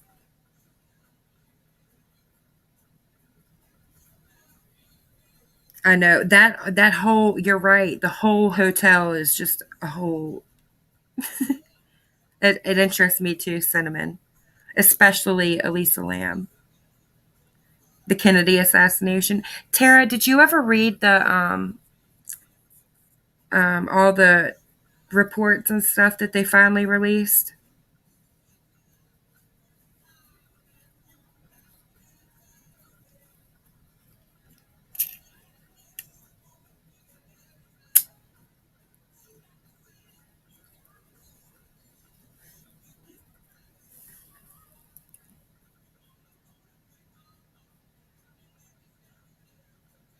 Ooh, let me look at that real quick, Monchichi.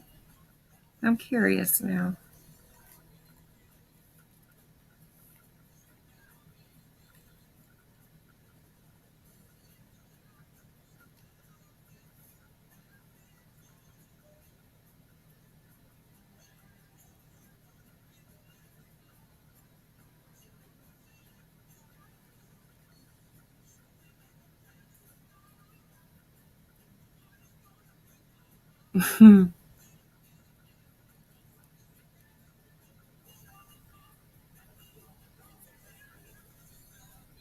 I've heard that also, Boomer.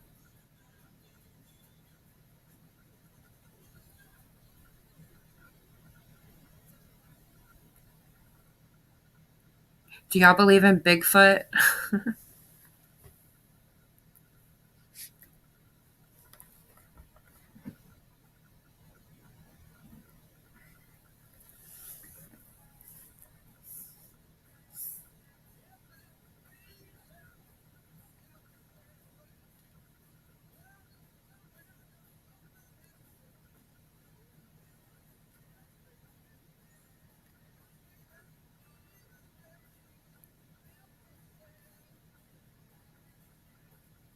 Okay, so I can't tell you how many times I've watched the Patterson Gimlin film, and I don't know.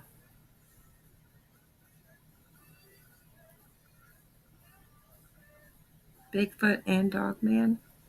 I don't know if I know what Dogman is.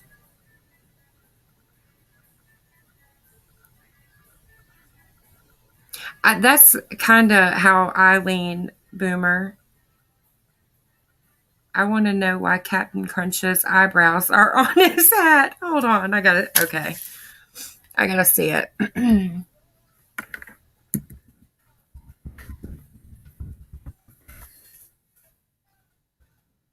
Oh my gosh. I've never noticed that, Monchichi. Hold on, I gotta share it with y'all. See if I can blow it up.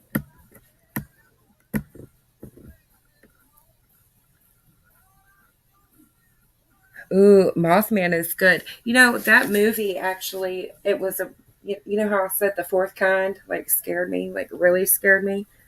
Mothman kind of was the same way for me. Like it really did creep me out. Not many movies do. All right, I'm writing that down, chick. If I can find my pen. Found it.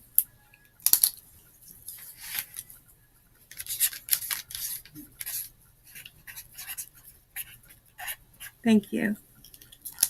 Mothman is creepy. And I also want to know why Captain Crunch's eyebrows are on his hat now. Hey, Pebbles. Good to see ya. But what I was saying, Boomer, I lean that way too. I think um, Bigfoot probably could be, you know, like a real animal or whatever.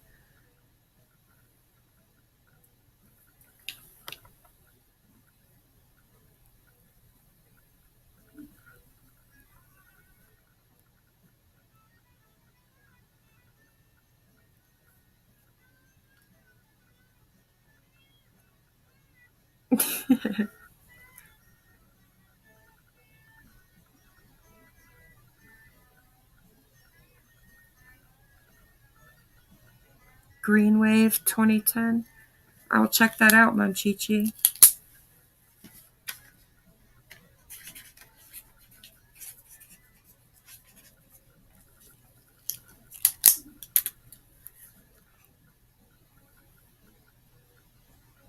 Thank you.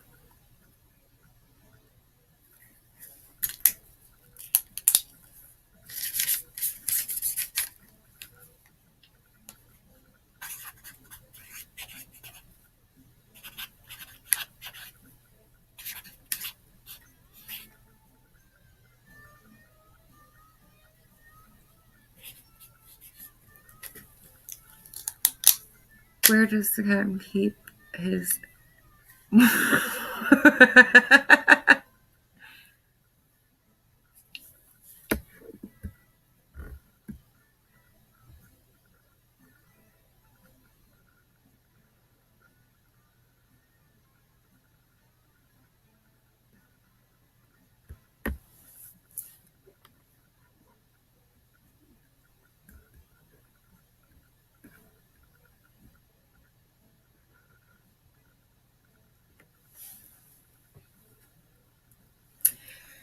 Because watching that video, I can kind of go both ways. Like, I've watched videos on both sides of, like, the Bigfoot thing, like people who believe and people who don't.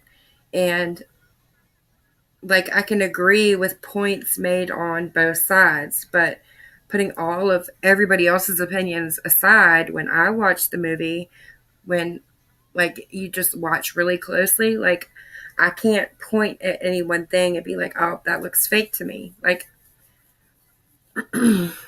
I can't. I'm excited to watch that, Monchichi. It's okay, Cinnamon. I do it all the time.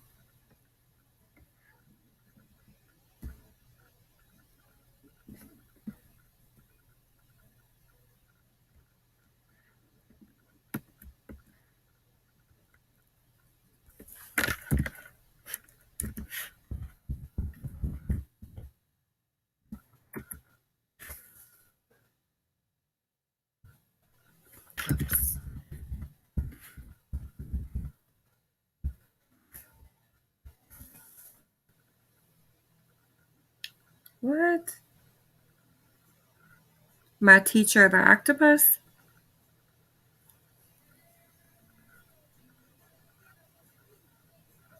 Raquel.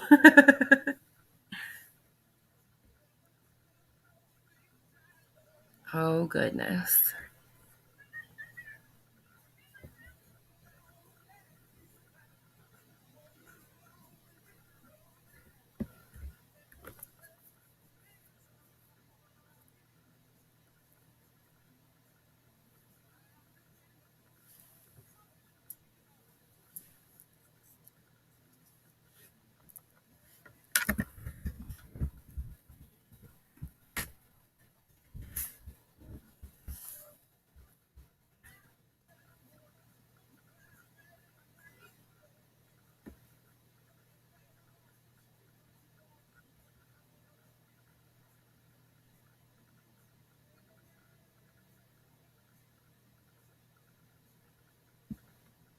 There's a really good video.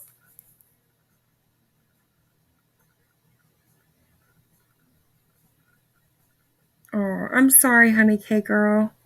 I hope everything's okay.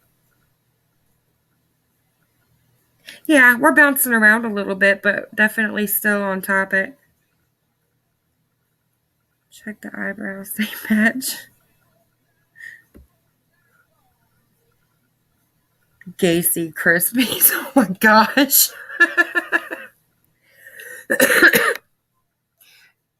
Anyway, there's a really good video. It's called Simulation Theory is Reality Simulated, and it's by Meta. The YouTube channel is Meta Rising. Hold on, let me find it and I can share the link. It was really good. It was interesting.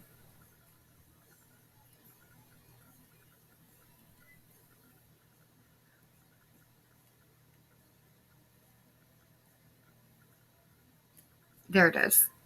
So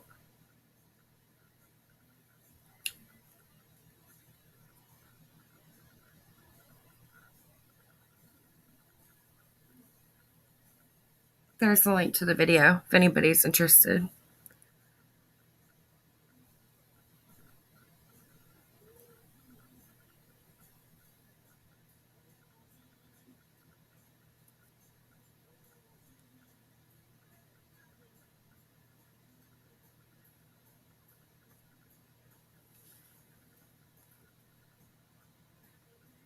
Oh wow, that was really confusing.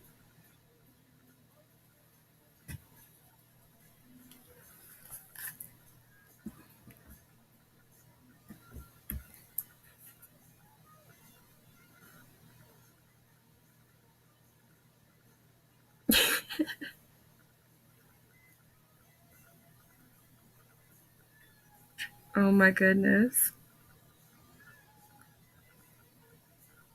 My StreamYard screen is stuck. It's frozen.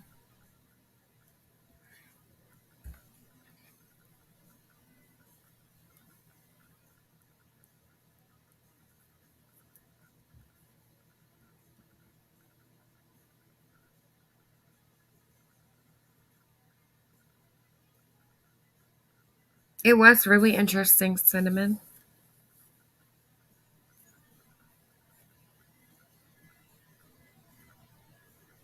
Okay, but like what we were talking about earlier about NASA and space and all that stuff, what would be the point? Like, what's the motive of, like, why would NASA show fake pictures? You know what I mean? Like, what's the point? Why?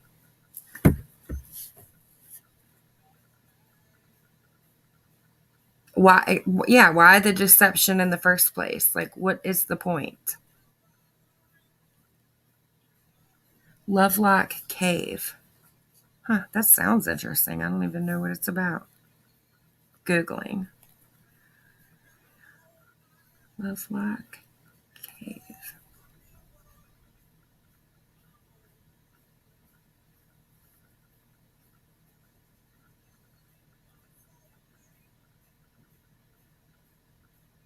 Oh, that looks neat.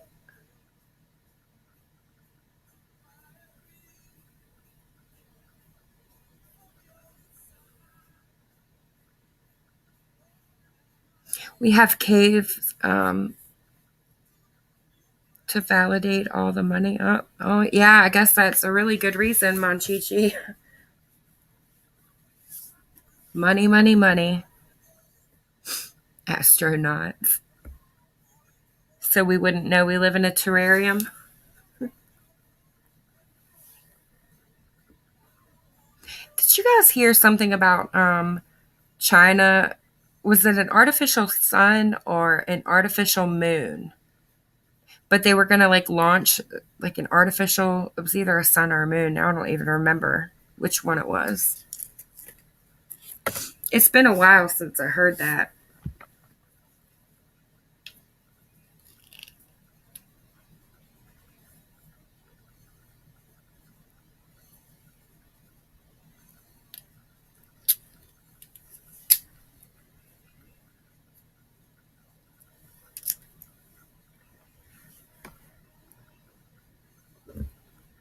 I really don't know because you would think.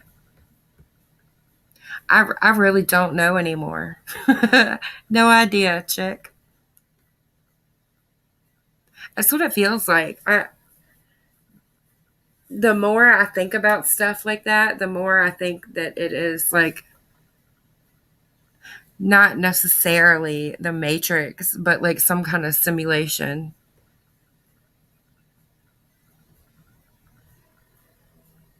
I know, right, Cinnamon? I was just looking at that on Google.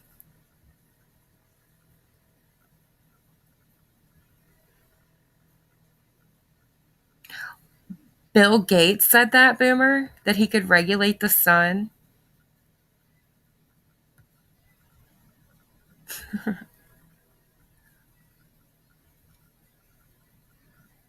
Do we get our meat from China?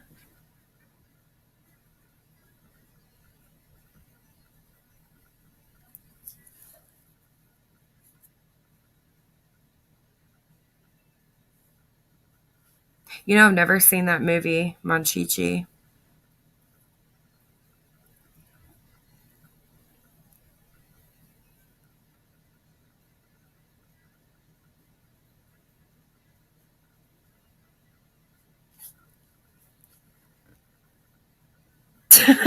Timed out by China.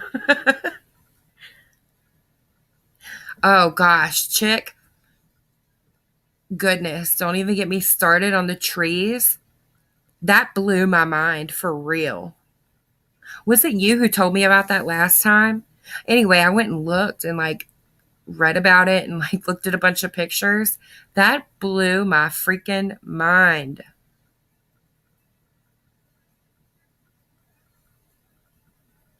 Pebbles. Oh my gosh, Tara. I was just telling, I don't know if you're still in here, K-Stu, but I was just telling her the other day,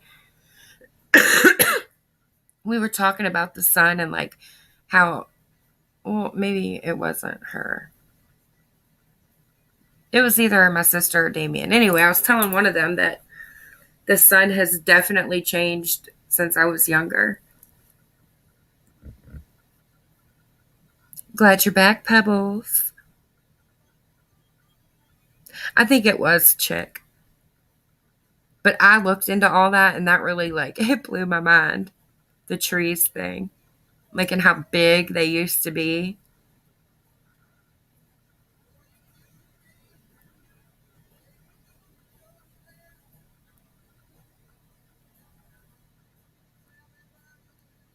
Right, Cinnamon?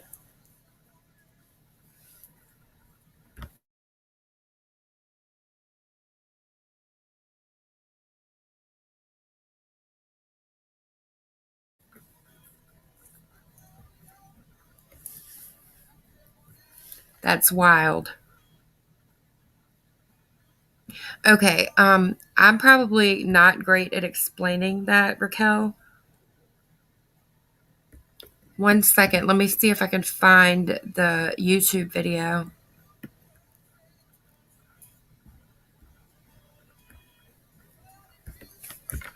It was a pretty good, let's see.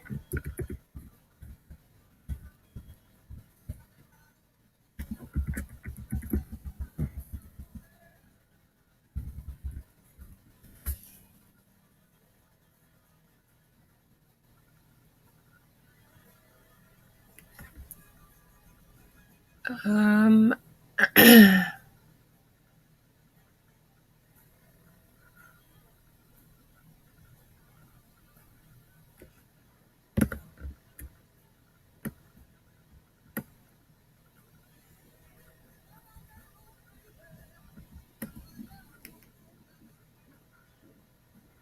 man.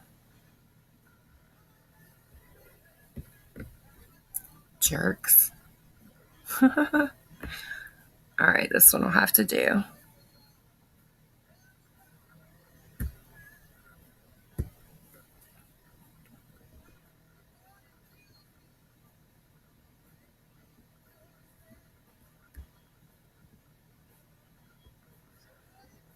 Really have been left behind by giant trees? Let's see what we can uncover about the true origin of these columns. Now, in order to answer this question, let's clarify exactly what mystery we're trying to solve here. The root of our curiosity can be mostly summed up by one clearly worded question. Are these structures organic or geological in origin?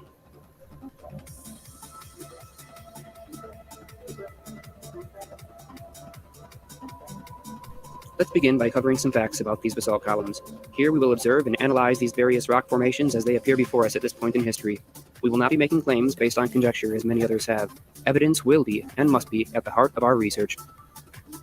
So, what do these structures have in common?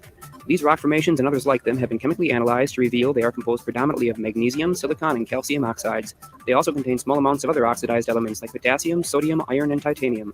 These elements are found in most rocks but fall within a much more narrow ratio in igneous-type rocks such as basalt. Make a mental note, this will be important later. Interestingly, these elements are commonly found together all over the Earth, but grinding That's individual cool. chemicals Check. up and mixing them together does not form strong rock. Turning raw elements into basalt rock is a process that takes some oxygen and lots of heat. Intense heat must be applied in order to melt the elements together so they can mix evenly and completely as a liquid. It is this even distribution of elements that allow the rock to stay strong as it cools. If the elements are unevenly distributed, the rock is more likely to crack and shear at random angles as it cools, resulting in weak formations which will more quickly become inconsistent piles of rubble as water erodes their structures over time. But we're not just talking about mountains here. What about these beautiful hexagonal structures? What can their chemistry and structural properties tell us about how these columns were formed? Do the fractures and shards of these hexagonal columns reveal anything that can help us understand more about their history? Identifying how the columns are structured is very important to understand what caused them. If material color and hardness are even throughout the column, it would demonstrate. For those that have no idea what this is talking about, there is this some people think that the trees on Earth used to be like huge, and I mean like huge, and that some of these rock formations and stuff are really like the stumps of old like ancient trees, and that trees used to be like really big, and that there are none anymore. That the columns are composed of thoroughly mixed elements.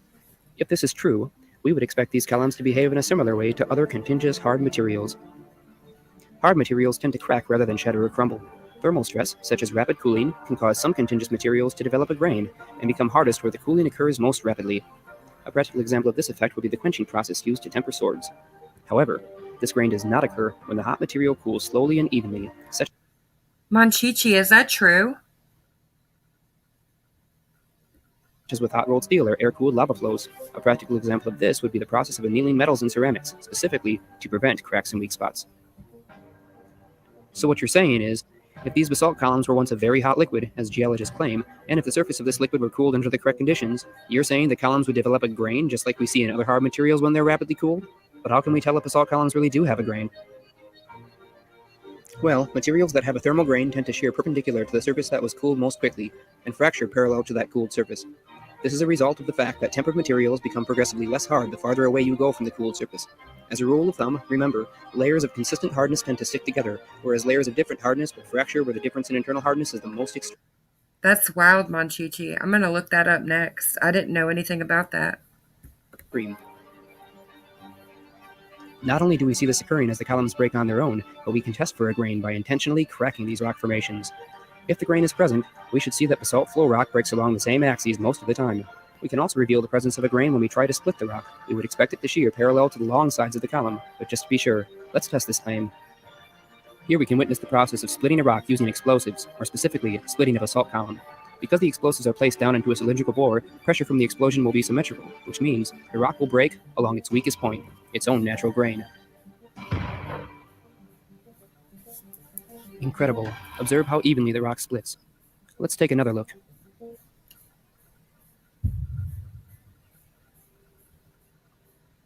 When the explosive is detonated, we can see the rock splits in a very even line. You can also see how the shear line is parallel to the sides of the column.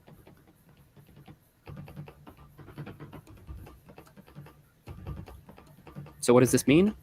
It demonstrates that the column has a grain and is I'm with you, Monchichi. I call bullshit too. splits just as predicted by our current understanding of the material sciences. But this isn't the only way we can see this phenomenon take place. We can also observe this occurring when we split the basalt column with even pressure. These columns will still shear mostly along the tempered axes.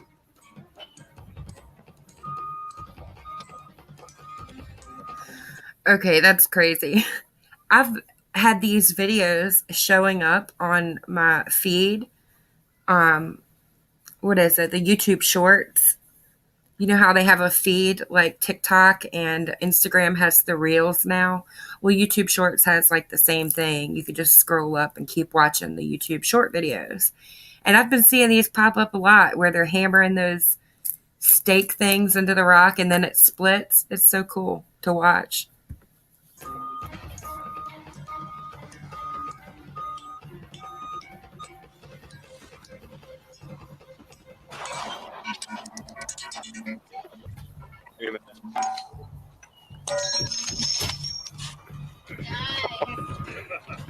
That's crazy. Basalt columns have an extremely hard composition compared to other common forms of rock.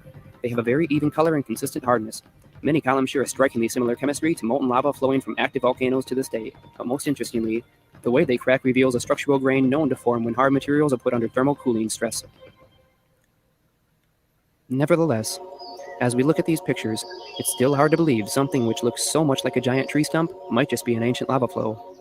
So let's dig a little deeper and see if the famous hexagonal structures which form some of these monoliths really could have been caused by giant tree fibers.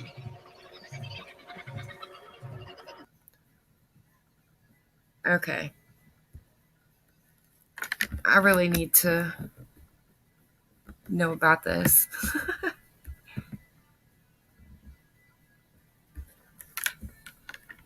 All right.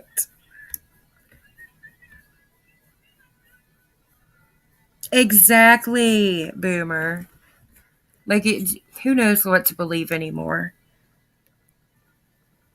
All right. 2 million year old.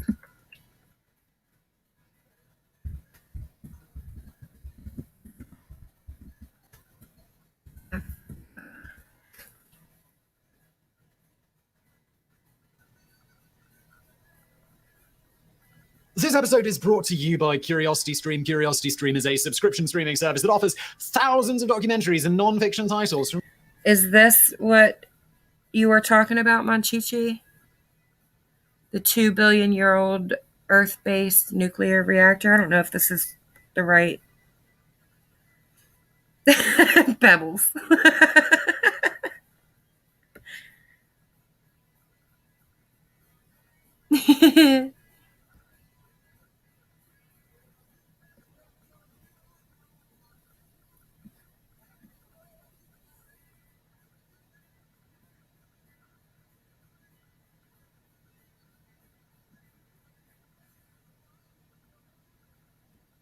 Japanese nuclear incidents. They've also got another one on Fukushima called Meltdown. Now, if you're into nuclear science, there's some really cool content on there. It's available on many platforms: web app, Roku, Android, Xbox One, Smart TV, iOS, Chromecast, Amazon Fire, Amazon Kindle, and Apple TV, and it's available worldwide. Get unlimited access, starting at just $2.99 a month.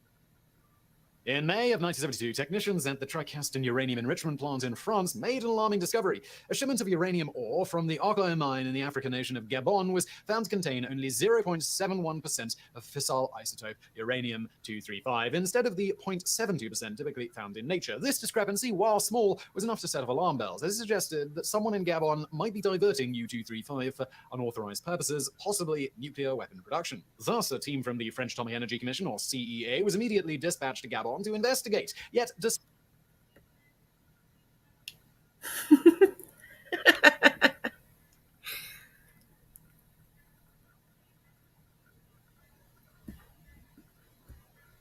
What's been happening with has there anything new on Fukushima lately? Do they have like three-headed cows yet?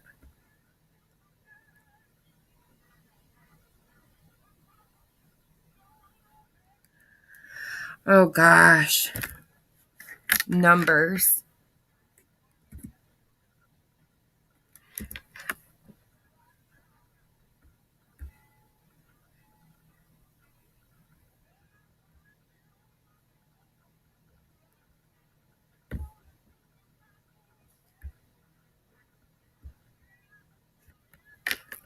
Two.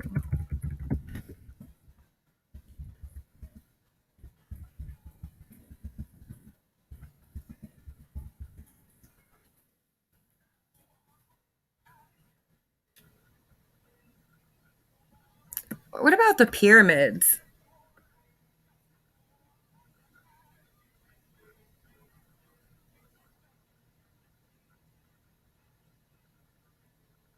Oh, you know what? I haven't seen a starfish in so long, Cinnamon.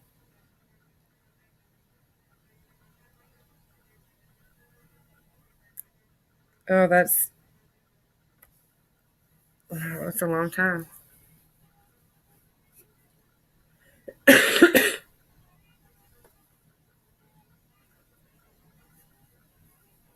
I have actually been seeing more bees this year than I have in a long time, though. I barely saw any bees last year and the year before that.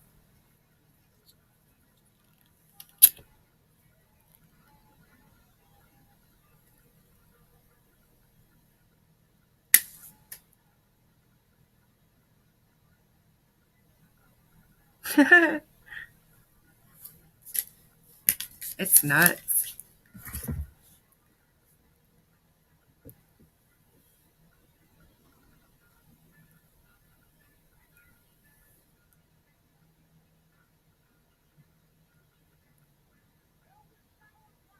Wow. Um, I know. I was just wondering the same thing, Monchichi. Where is it?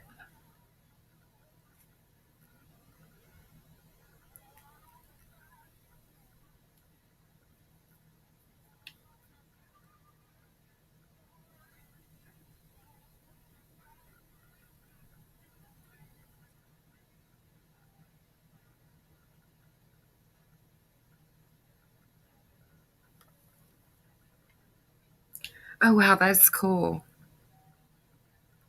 I wonder if I can share this. Let me see if I can send it to my email.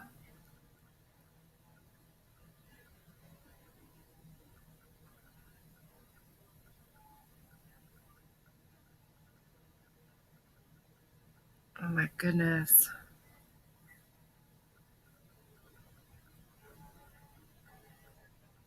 I'll just Google it here. There it is.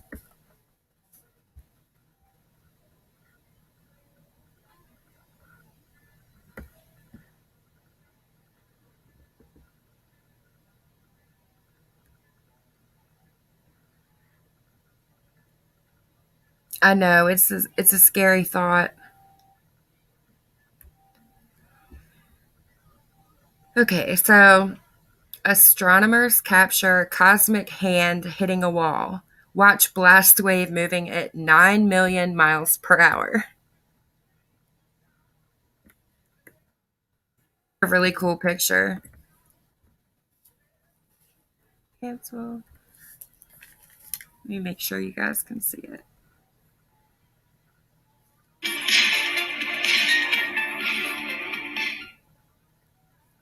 Oh, come on. Okay.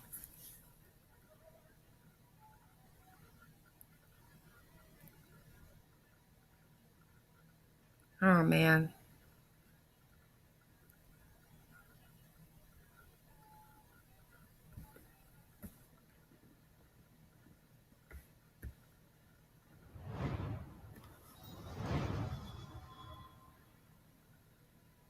Astronomers have measured motions within a remarkable cosmic structure for the first time using NASA's Chandra X-ray Observatory.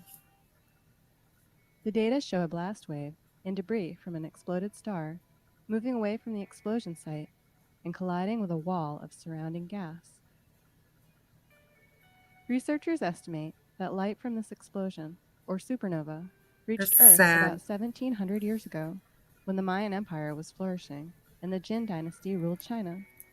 However, by cosmic standards, the supernova remnant formed by the explosion, which occurred when a massive star ran out of fuel and collapsed, I just want to see the is one of the SmackDown. youngest in There we space. go. Notably, the supernova remnant and X-ray nebula now resemble the shape of fingers and a palm. In 2009, another team of astronomers released a full Chandra view of the hand, as shown in the main graphic. In a new study, scientists now report how quickly the supernova remnant associated with the hand is moving, as it strikes a cloud of gas to the north, called RCW. That's all I wanted to see. The inner edge of this cloud forms a gas wall located about 35 light years from the center of the explosion.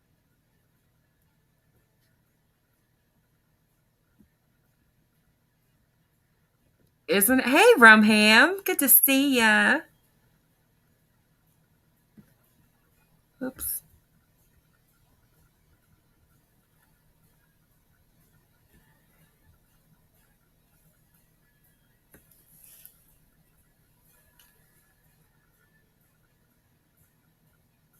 In reference to what, chick?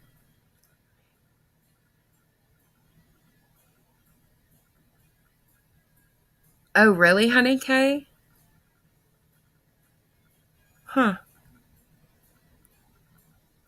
I didn't know. How do you even check for that? How are you doing, Rumham?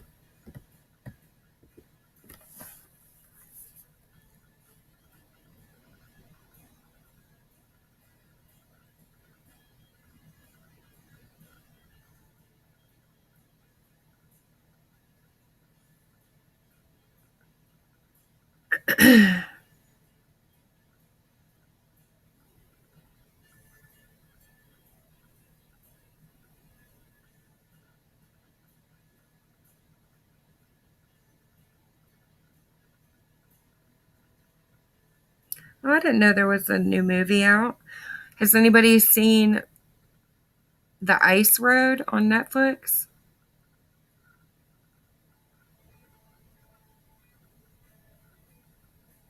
Scientists just discovered that fool's gold actually contains a newly discovered type of real gold.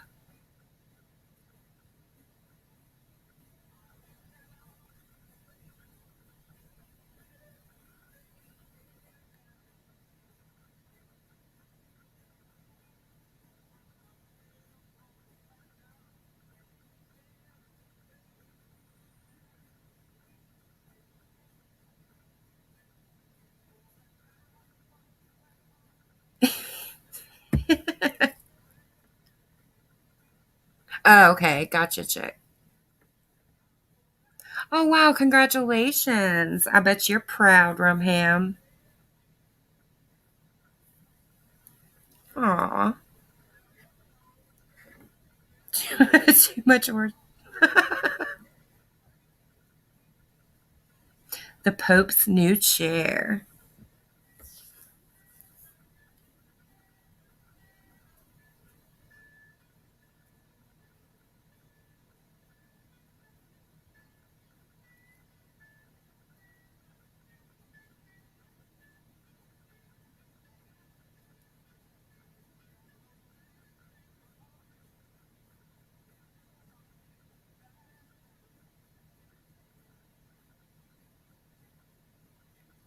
Wow.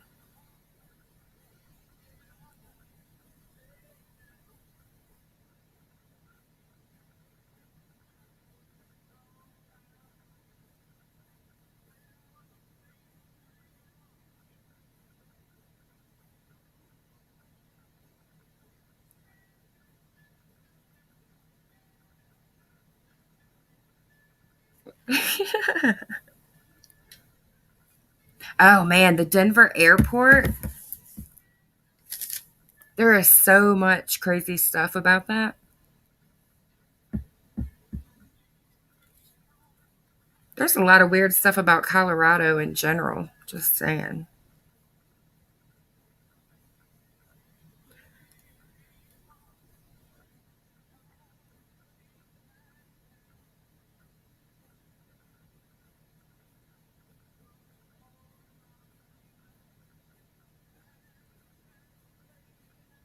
Some more interesting news.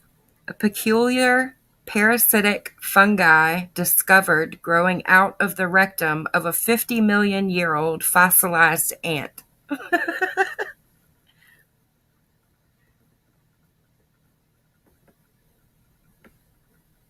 I love, we call them cypress knees here, cinnamon.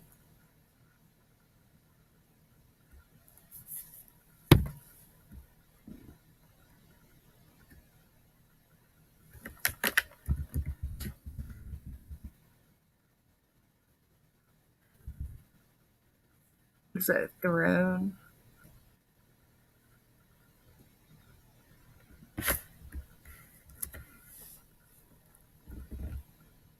Oh, goodness.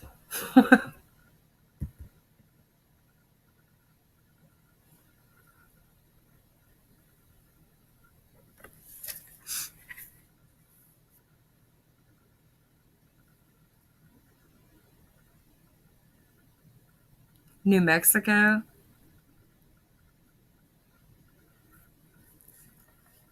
Oh, okay.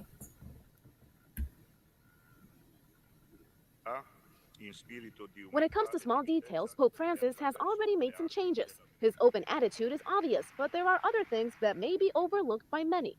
For example, the Pope has used this white chair instead of the traditional throne seat. Up until now, he's only used the traditional throne seat once. In his other meetings with religious leaders and diplomats, Pope Francis used the simple white chair, which is usually reserved for weekly general audiences. Another point is that the chair is not elevated on a platform.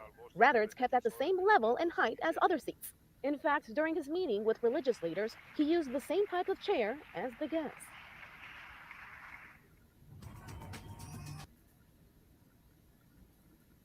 Wow, that was nuts. I saw it on the thumbnail.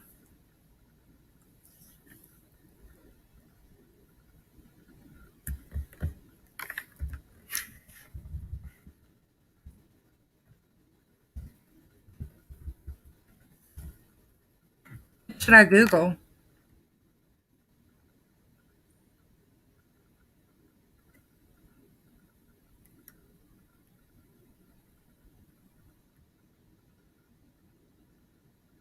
Bebop! Hey, good to see you.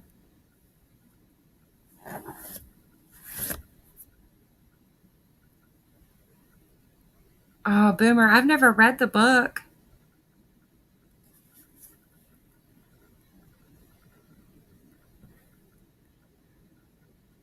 Hold on. Let's see if I can do it this way.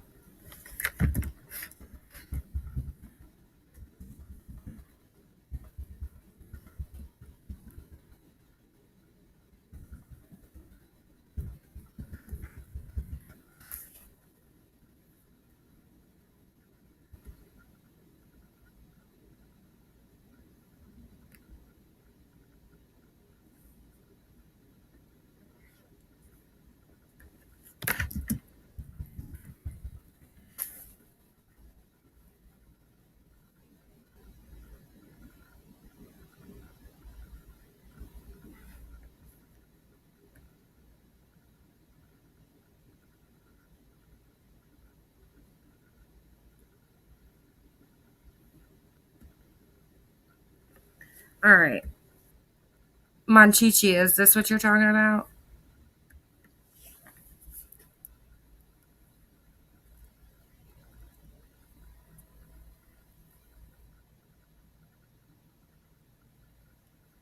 I know, I missed you too, Bebop.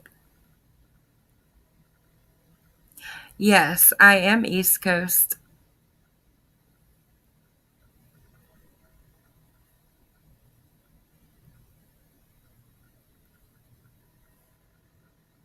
Oh, I know what you're talking about, Cinnamon.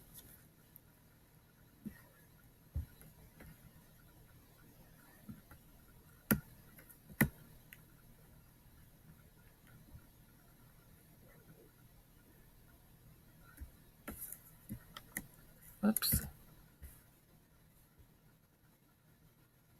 Yeah, that's nuts.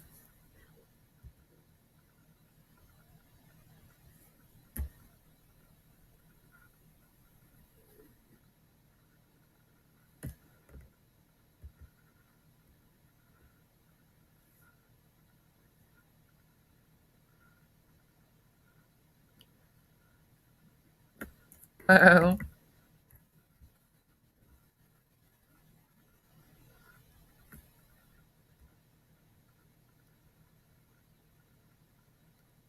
What is that thing? That's wild.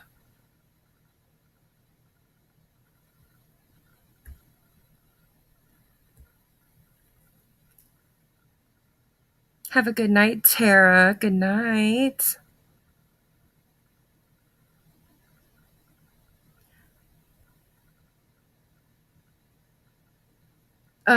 We are looking at the Pope's chair thingy.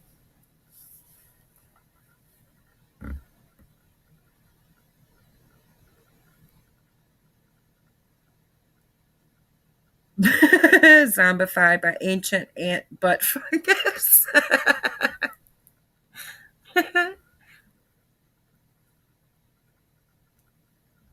All right.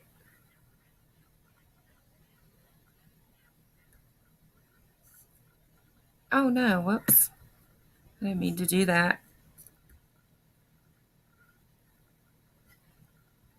Well, let me do this first.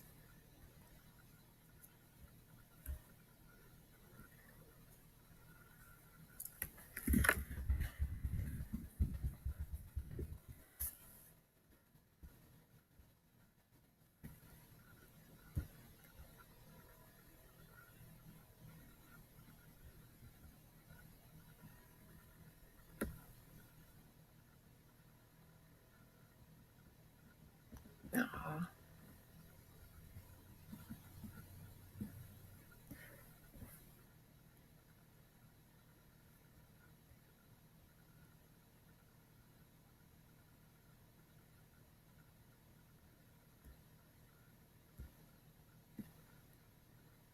There we go.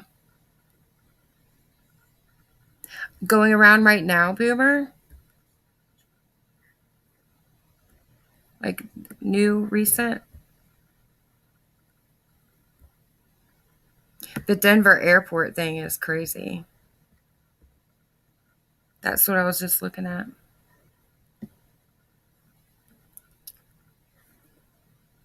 I don't know if this video is any good or not, but we'll see. The footage you're about to see has been hidden from public view until now. This archival footage exposes some of the weirdest and most frightening theories about Denver International Airport. From demonic horses to aliens, feast your eyes, if you dare. Since opening in 1995, some people have come up with wild, emphasis on wild, conspiracy theories about the airport that are unheard of and unfounded. Exactly. Have you heard about the horse? Ugh. Everyone coming into the airport has to pass by this, a demonic blue horse with glowing, fiery eyes. Is it a curse? Who knows? Actually, it's a Mustang. And it's meant to represent Denver as a gateway to the American West. Have a look at this.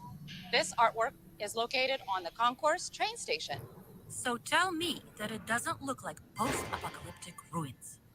Where are people getting these ideas? The internet.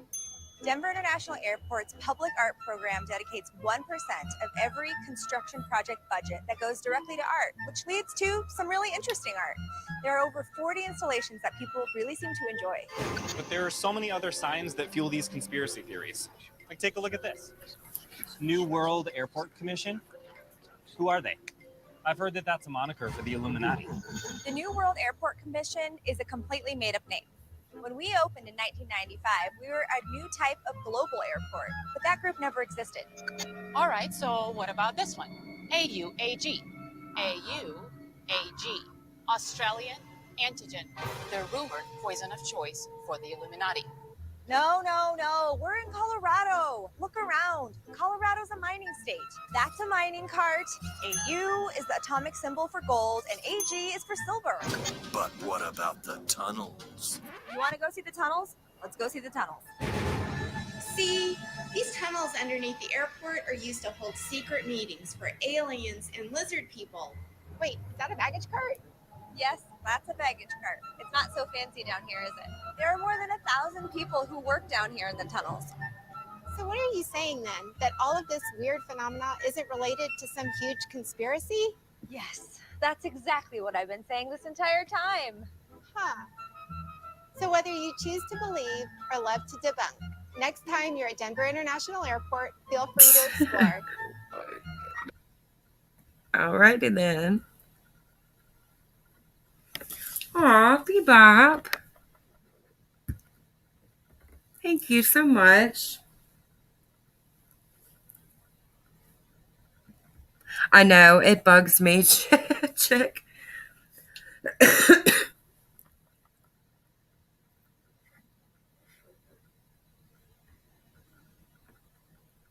I mean, really, if there is really something going on somewhere, do you think they're gonna come right out and be like, yeah, we're doing all this shady stuff down here? No, of course not. Exactly. That's exactly it. Patronizing.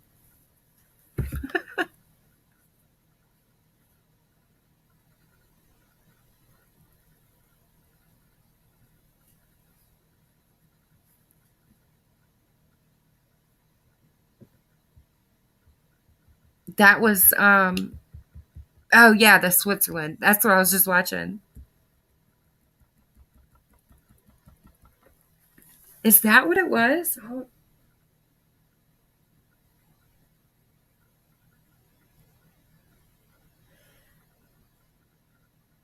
Oh, that's crazy. All right, I'm going to pull it up here. Let me take that off for a second.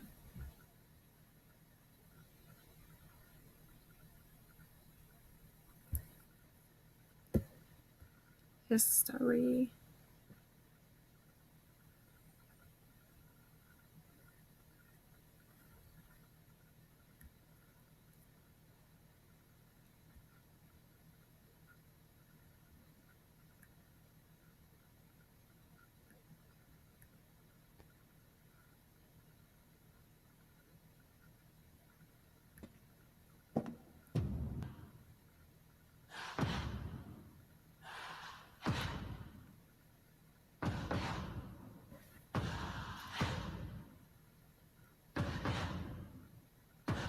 So basically, so what this is, hold on, let me get back to chat. I can't see.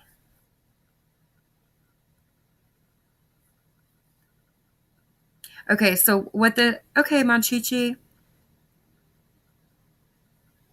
Really, Bebop? So, chick, what this is like the celebration or whatever for the opening of CERN.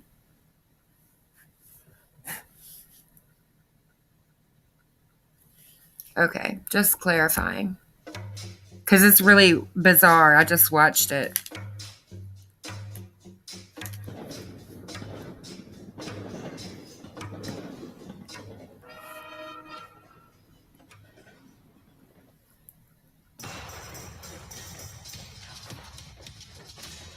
And really, hold on, I don't really need that. I just don't see why.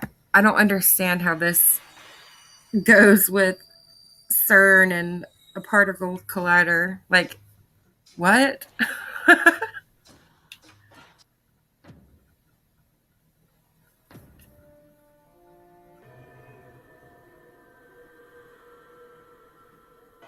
Because that's not creepy at all.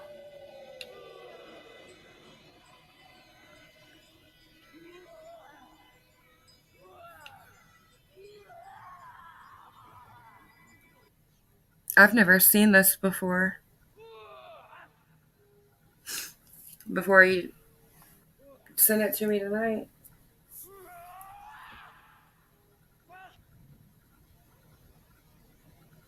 It's so weird. You know what? Sometimes I wonder if people do things on purpose just to freak people like me out.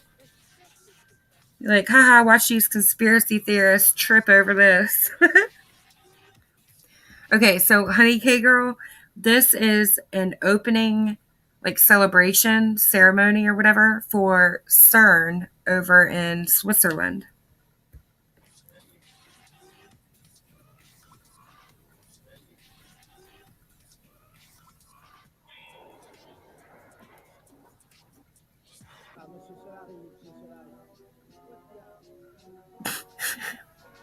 What in the world?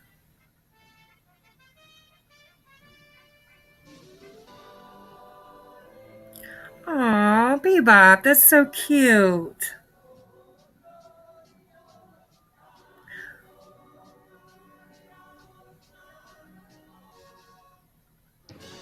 Are you my mommy? I know, they're playing with fire over there, man. This is so weird.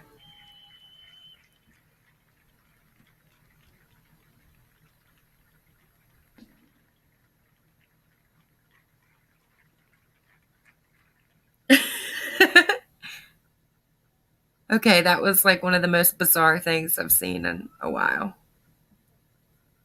Hey everyone, so with the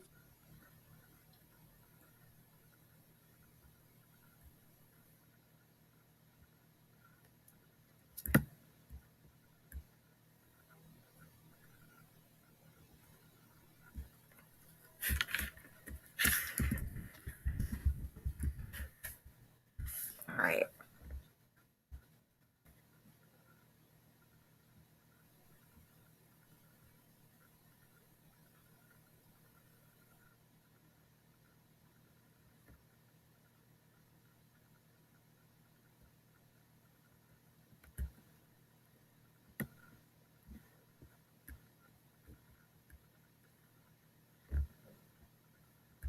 Matrix.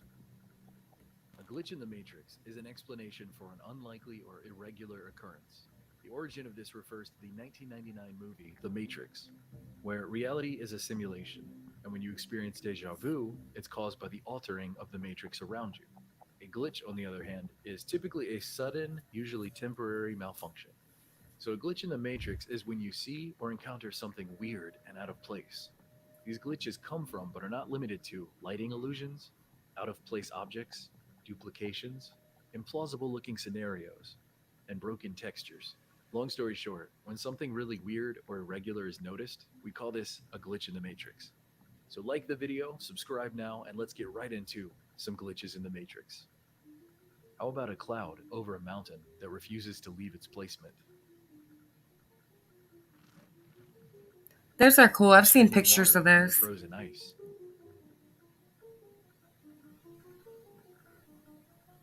Waves of water mysteriously disappearing into black sand. Well, congratulations, Bebop. Is it a boy or a girl? And does it have a name yet?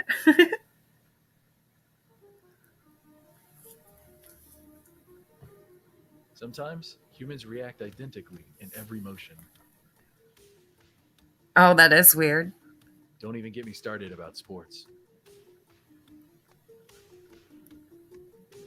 Golfers carrying the same momentum.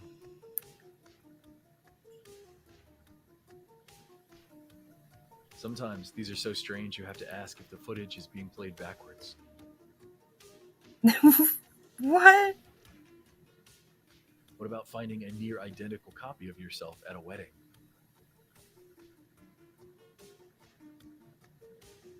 Have you ever seen a bird hovering in place?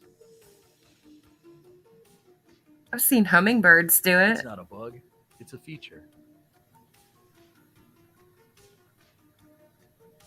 What about a plane? Okay, now that's weird. Or two? What in the world? Sometimes physics seem to be It's okay, honey K Other girl. times, textures don't seem to load properly. Sometimes cars fall through the geometry of the world. And sometimes the incorrect art style loads in. Actually, a lot of art seems to come in a little weird. Oh, that's wild.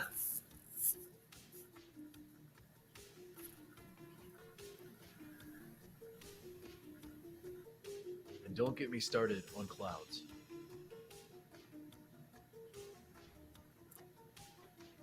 We've got 90-degree angles, squares completely missing.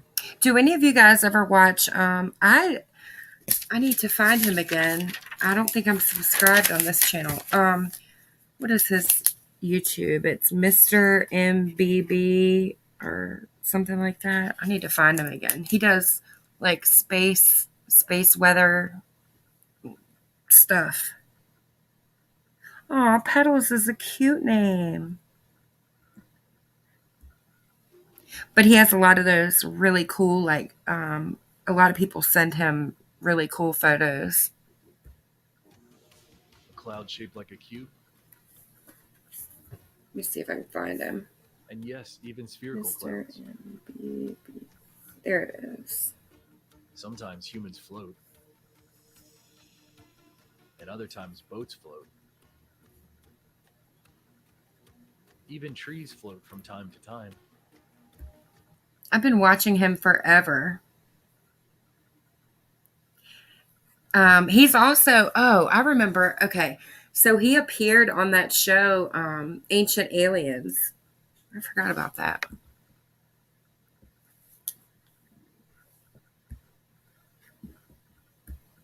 Let me pull him up.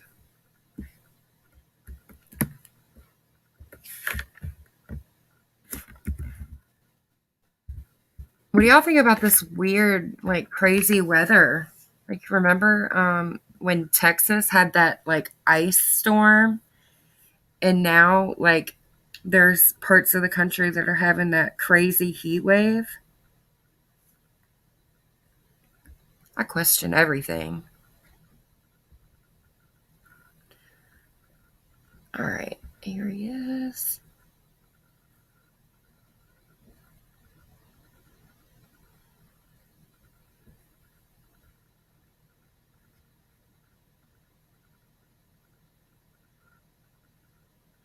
But he talks about the sun and changes in the sun.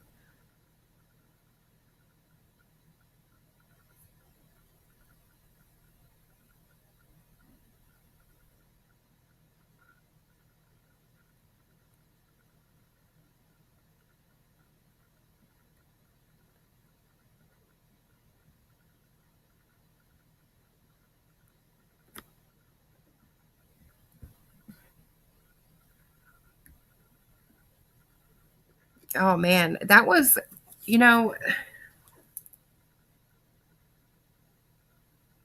that was one of the first, I don't know anything else to call it, but one of the first like conspiracy theories that really, on YouTube that I really got into was weather manipulation. And that's when I learned like a lot about, or got really interested in the weather, and when I learned about HARP and the weather wars.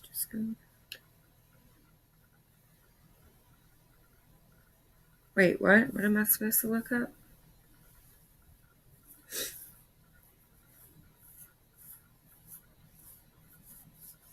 Oh, okay. I understand now. Sorry. I read that wrong. Pictures are the vertical red lines. Looking at the Earth facing side of the sun, you can see there's an active region that contains 2 Let's sunspots. see. Right now, nothing major as far as any potential X flares or M flares, but it is crackling with C-class solar flares. There's also a smaller sunspot Oh, here they are. north At the end, he plays upward northwest. Right now, as I'm pictures viewing and stuff that video, viewers also have a send random in. picture slideshow, new sky phenomena photos sent in from all around the world. Photos here sent in by BCAP out of I love those kind of clouds, especially when they like fill up the entire sky. It looks so cool, especially at sunset.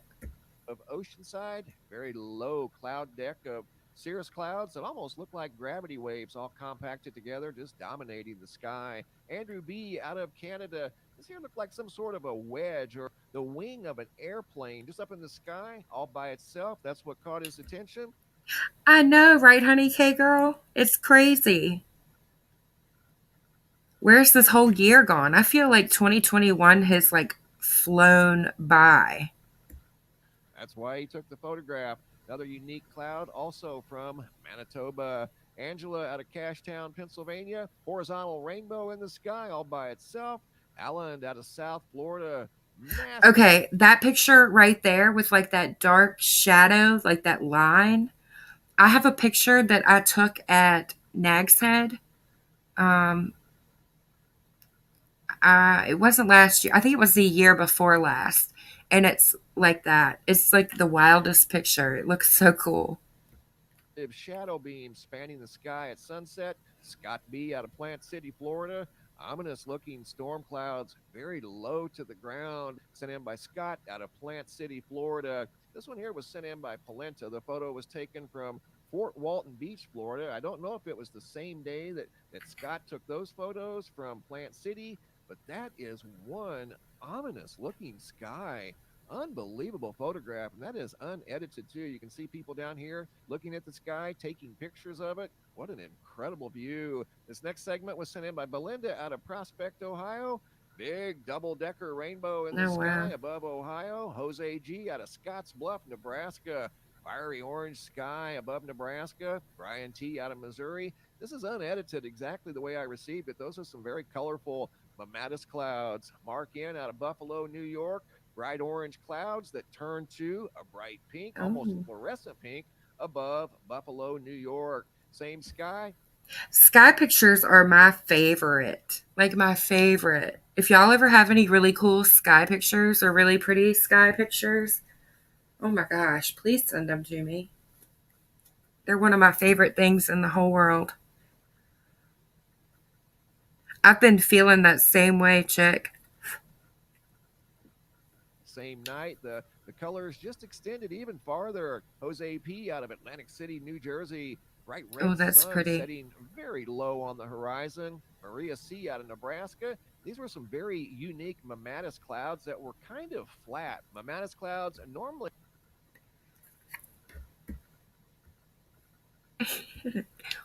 Totally off topic, but we tend to like the same things. Country life vlog cooking videos are so relaxing. It's ASMR and a woman cooking outside in the cold of, I'm not even going to try to say that with, ooh, okay, I am making a note of that right now. I know, I like random, like just the most random things. I know I jump around a lot. I'm sorry. I can't help it. Country life vlogs. There's another one I like. It's Whippoorwill Holler, not Hollow. Whippoorwill Holler. That's a good channel too.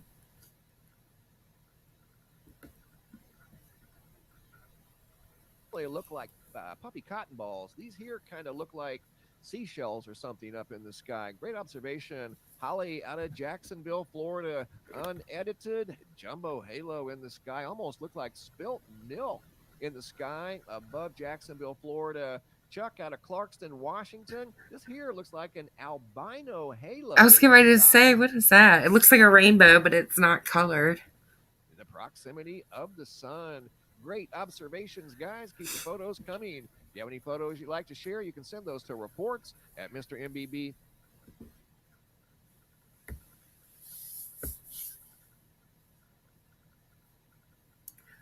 Aww. Sure. All right. It is. Actually, you know what? I'll do you one better. I'll just share the link. I feel like I would misspell it if I tried.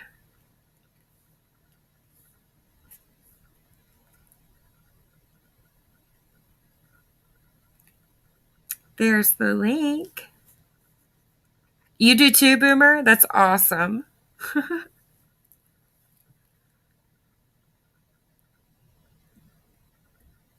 Oh, cool, chick. I've never seen those before, like not that I can remember anyway. Um until I want to say like 3 or 4 years ago is the first time I ever really noticed one. I've only seen them like a handful of times, like 3 or 4 maybe.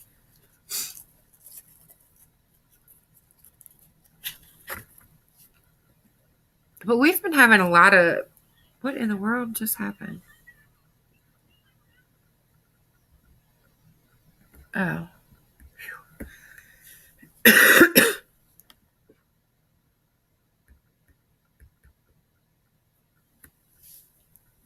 I don't see him here often. It just doesn't happen. But there's been a lot of crazy stuff happening in the skies here lately. I've lived in the area that I live now for years, decades even, 25 plus years. I know where the airports are, and I don't know. It's like planes are flying really, really low here lately. Like it looks like they're coming in for landing, like really close to here, and I have no idea where they could be landing. Never seen it before. The Hillbilly Kitchen. I'll write that one down too. Hillbilly Kitchen.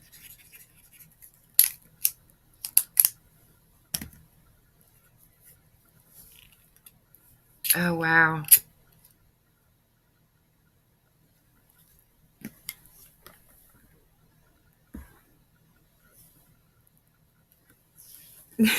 That's so cute.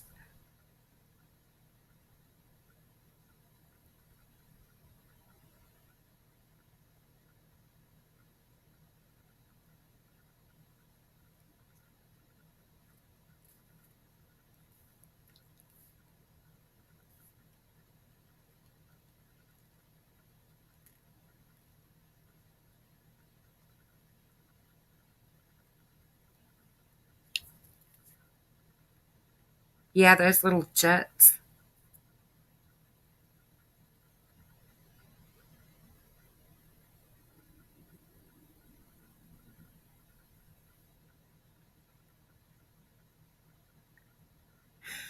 Oh, does anybody know anything about McAfee?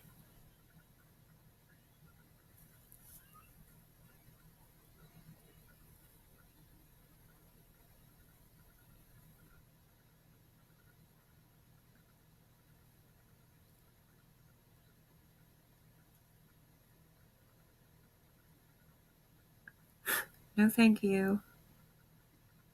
Cancel. Ugh.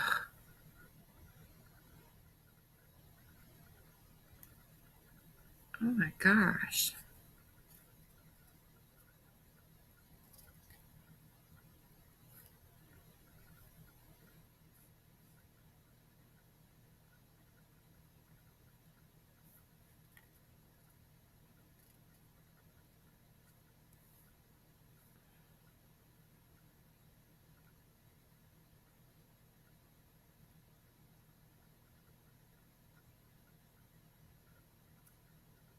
I'm stuck in one of those endless cycles.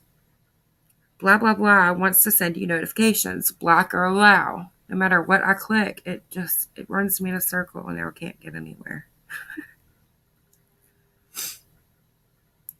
All right.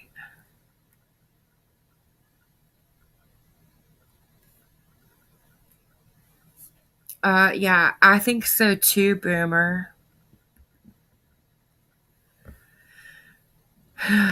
And Chick, Bebop. I didn't, honestly, I had no idea about any of it until yesterday or the day before. And I just happened to see something in a side chat somewhere. So I went and looked, and I was just like, wow.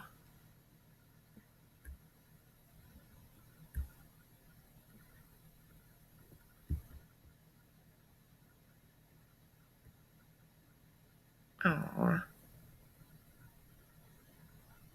In Florida, Chick.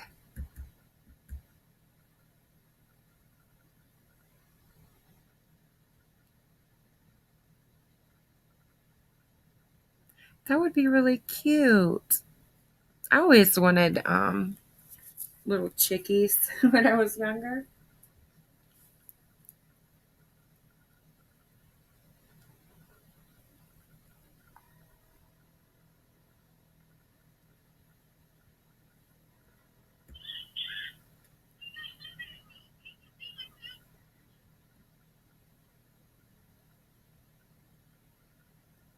They poop a lot.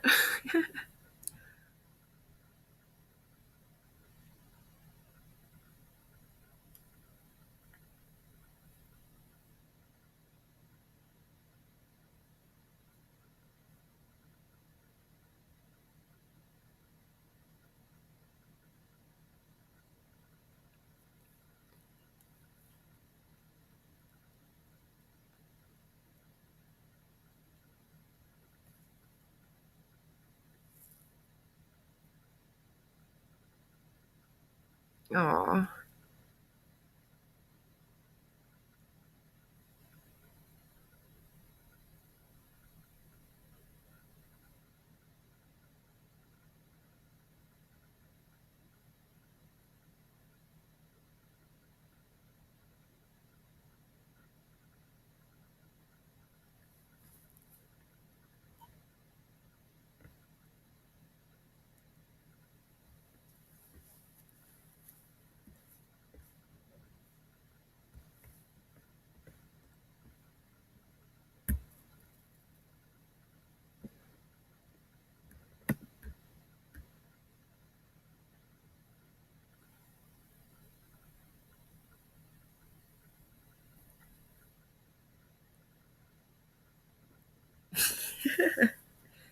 All right.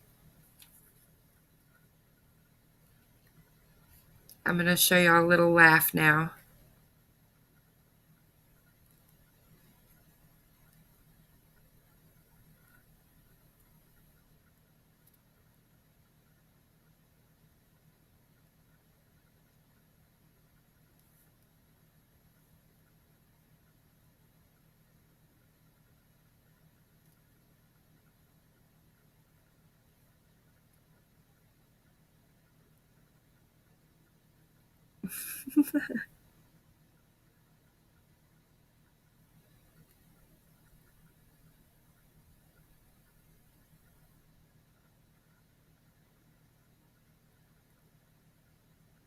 All right.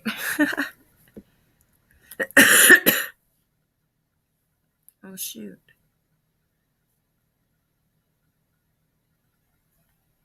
Does anybody else upload videos or anything to their channel? I've been having issues lately uploading. So weird.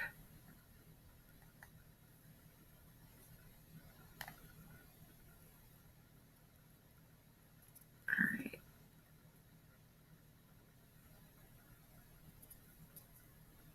Gotta find my way back. There we go.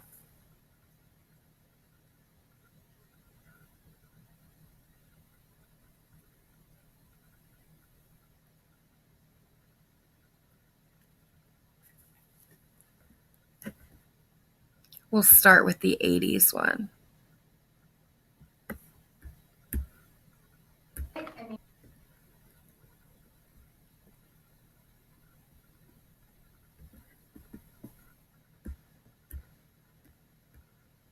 Whoops.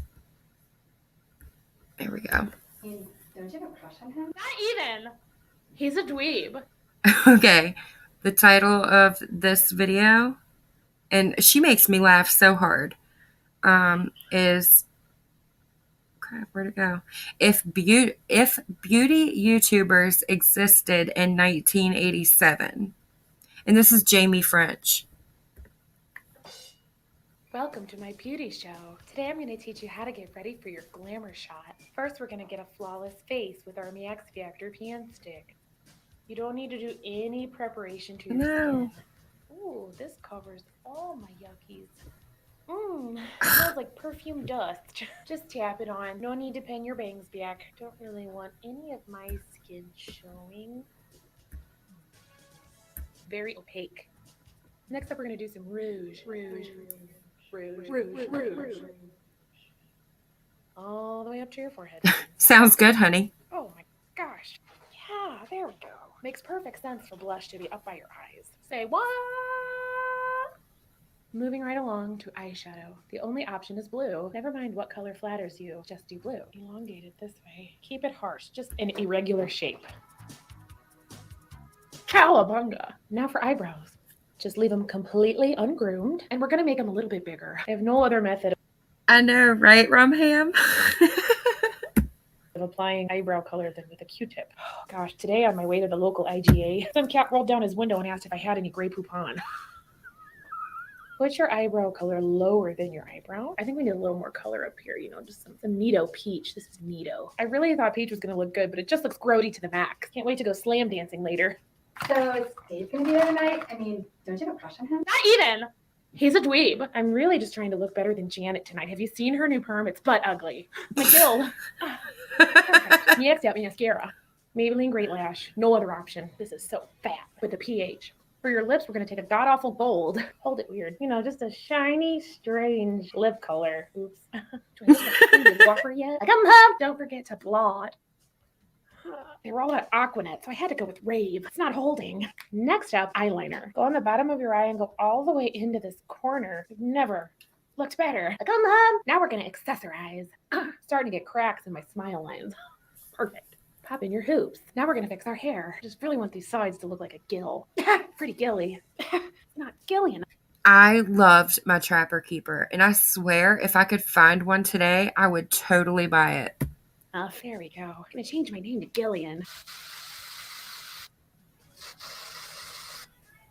Tubular. Don't forget to glue on Lee press-ons. Choose the most god-awful shimmery pink color. Stick them on. Don't forget your eyelashes. Gotta look like a pure cheese queen. This is so easy to do with these nails. Don't you want to use tweezers for that? What are tweezers? Now I'm going to add my sparkly jacket. Check it. I think I want my bangs shorter. Get this bobby pin ready. Lift them up. The shorter the bang, the more attractive you are. Painful. Last but not least, you don't want to smell like Rave. Get out your Love's Baby Soft. Oh my gosh. My older sister, every single year for Christmas when I was younger, bought me the Love's perfume set. It had like 4 or 5 different scents. But that Love's Baby Soft, man.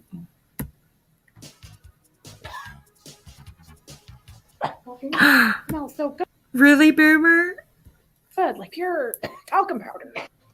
I'm ready for my glamour shot.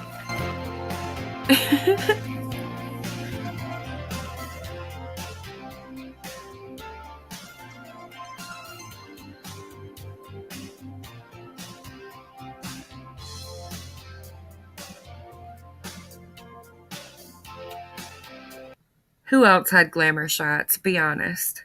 I did.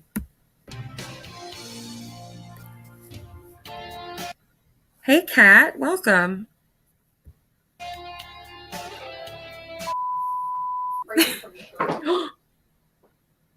Welcome to my beauty show. That sounds like Minnesota. It does. Reactor pan stick. I don't think this is an 80s face. Not even! Sorry. Oh man, this is hard. Why are you holding weird? I thought it would be funny. I come home. I can hear her voice. Come home. Is that her? I come home. I come home. And goes wanna have fun. Oh my god. Ow, ow. Oh, it's snagged. It's snagged. Okay, okay. Help. Okay, okay. Am I gonna be able to get this out, you think? Yeah, I do. I really do. So I need. Good. Who was the famous zombie guy? Dude, Beetlejuice. Oh, They're yeah. like Beetlejuice. How rude.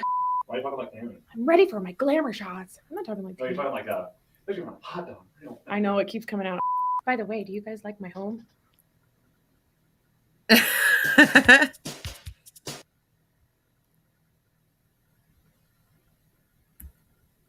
Kittens, it's me, Carol Baskin here. The youngsters are all doing these makeup tutorials, and I thought, well, why not give it a shot? It's perfectly logical. Makeup really makes me feel like the prettiest kitty in town, and so I figured I'd show you my steps. It's simple, really. The first step is just some sardine oil. Just get a generous amount all over your kitty paws. Did you really, Happy? That's freaking awesome. There's really no more effective way to attract the kitty cats. Also, if you have dry skin, you can put it on your eye bags. Jeez. Looks great. Oh, you've got to be kidding me. It appears my pearls have left some markings on the forehead here. Next up, we're going to take some blush. I found the best way to apply it is with this disc. It really applies it perfectly. Just kind of kiss your cheek with it a little bit. I got mine done for my 15th birthday.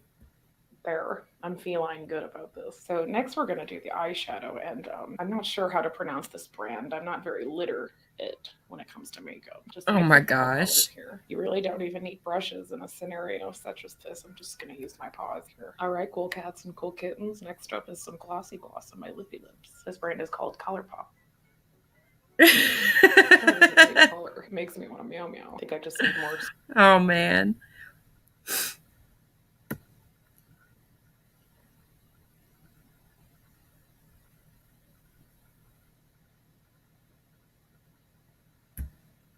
This is another one of my favorites. Ooh, Surge. I love Surge. Money Marriott. Hey guys, what's up? Not much here, just chilling. Thanks for popping this tape into your VCR. For today's video, I'm going to show you all the best products and the best techniques to get this glam makeup look. And we're going to do hair. Okay, I also did my makeup like this back in the day. This one is If Beauty YouTubers Existed in 1999. Oops. Get you glam for all occasions, whether it's homeroom or hanging out. Get out your Noxzema girls because you need to start off with a bare face. Let's start with foundation. Just find the cakiest foundation you could possibly find, and we're going to go with that. Just apply it with this piece of crap from your mom's bathroom. It's not the color I bought, but you know what? It doesn't even matter, honestly. Oh, it's so chunky. Now what you're going to do when you get to your jawline, leave a nice little line of demarcation. Don't even worry about blending it. Oops, almost forgot. Always make sure your lips are moisturized before you start your makeup. You can't forget blush, so just like tap it on with your finger. It really doesn't need to be blended, honestly. Don't worry about it. Surge. Oh, good. It doesn't taste like diabetes at all. Let's move on to eyeshadow. I'm going to use this and this sticky stuff. You really want sticky eyelids. Then we're going to take one of these really high quality little sticks and take this like frosty white one and get the frostiest color that you have and go all the way up to the eyebrow. Resist the Honey K girl, if you find Zima anywhere, you better let me know. urge to blend your makeup, okay? Like you want harsh lines. Ooh, what's this color? Just like slap a bunch of colors on, you know? Kind of like a frosta. So now we can take the powder on top of the sticky. It'll really make it stick and probably even last like through PE. You get it up there. Don't stop at the lid. Like get it up there, okay? It's tight. This looks so tight. And you can't forget mascara. We all know Maybelline Great Lash is the best. I hope you like mascara that lasts a week. Okay, now stretch your eye real hard and like smudge some black. If it doesn't hurt, you're doing it wrong. Mothers, lock up your sons. Take your same pencil and you're just gonna draw like a super harsh line underneath. Basically make your eye like look like a circle. I can't wait to wear this to Limited 2 later. All right, now we're gonna psych. Eyebrows aren't important at all. You really don't need them. You just need like a thin line like that. For lips, you just want to like line them with a dark color and then fill them in with a light color. Just like try to make it frosty. I love The Zima. most important part for any makeup look is obviously roll on glitter. Just shake it and just cover your body with it. You really want to get it so it gets crusty. Oh my gosh, I used to love the body shimmer. To do your arm here, add some to your eyes. It burns your face. We're gonna make a zigzag, so we're gonna zig it, zag it. You really want a crisp zig. Then you're gonna take your goodie clips, clip it, clip again, pin it. Just like shove them and right on. Shove bobby pins in your hair without any regard to like how the back looks. Give it a spray, give it a clip. Lizzie McGuire who. And one of the most important things. Hello? This is her. Last but not least, you gotta use a body splash. Are you really a Cosmo girl if you don't smell like Japanese cherry blossom? I like this makeup look so much that I'm gonna do something really zany. I'm gonna take a photo of myself on my Kodak. I can't wait to get that developed and mail it to my friends. Well, guys, that's all I have for you today. I hope you enjoyed getting this tape in the mail. Peace out. That is profound. I had that book. Honestly, I would wear the hair and the lips. Again, the best part about this is that it didn't cost that much money. Let me add it all up on my calculator. Oh snap, you gonna do the zigzag? I'm trying. Oh snap. You having fun? Yeah. That's unbelievable. What's the matter, babe? I'm just afraid it's not going to be funny. Dear Diary, I can't believe I wear a bee and bra. Dear Diary. Dear Diary, I can't believe I wear a... Dear Diary, I can't believe I wear a bee and bra.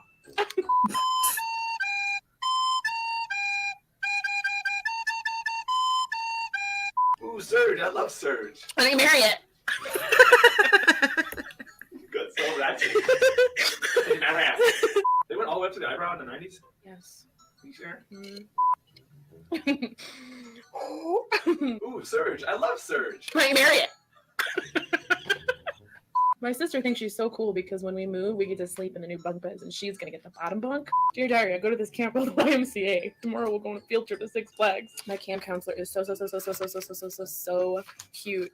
Cutes and bubble letters, girls. I'm sorry. It's bad for you. It's bad. No. Is that what it is? I have no idea. I like Smirnoff Ice, but I really, really liked Zima a lot. Like this? Here you go. Dear Diary, my cousins are over. My sister's screaming about Spice Girl poster. I get so mad at my sister sometimes. My sister thinks she's... Oh my God. Bebop, are you talking about Noxzema?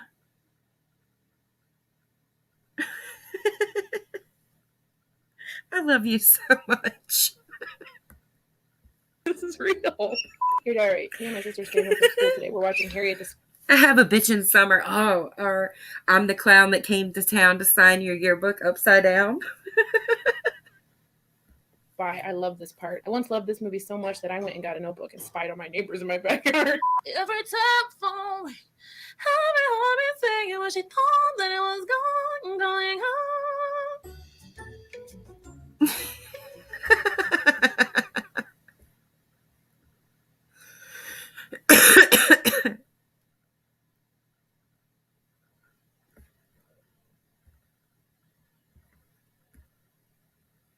We're going to go ahead and move on. Just keep watching. This one is beauty YouTubers in 2014 be like.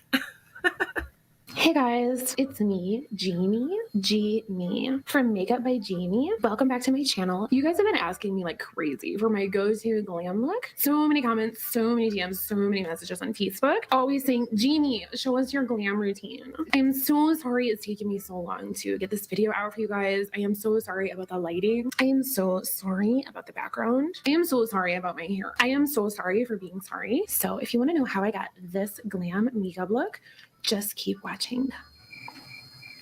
So I've already primed and moisturized my face. So first I'm just going to go in with the Giorgio Armani Luminous Silk Foundation.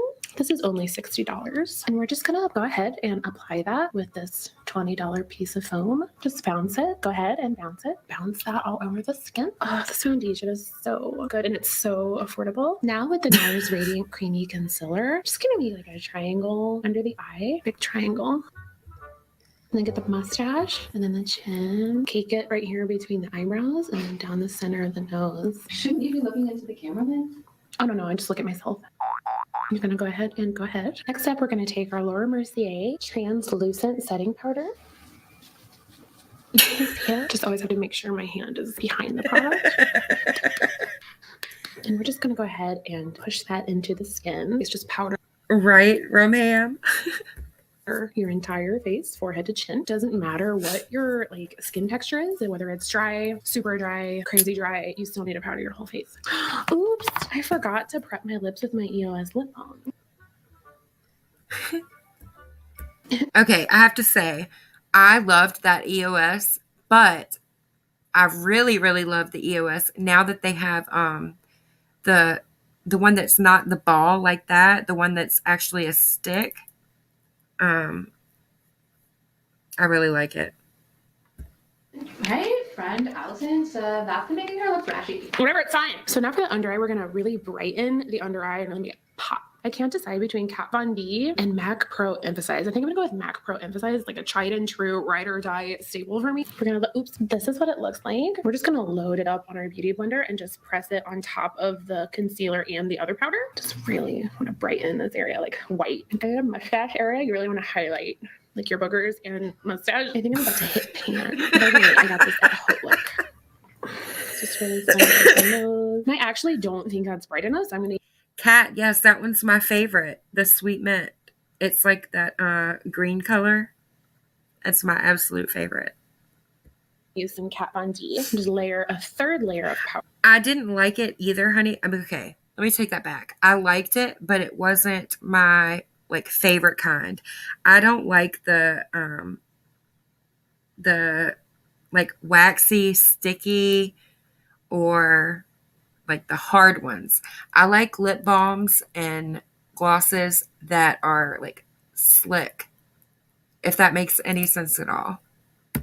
Powder under the eye. So now that we're looking super dry and creepy, we're gonna contour. Now we're gonna bronze our cheeks. Sorry for what, Bebop? You have nothing to be sorry for, love.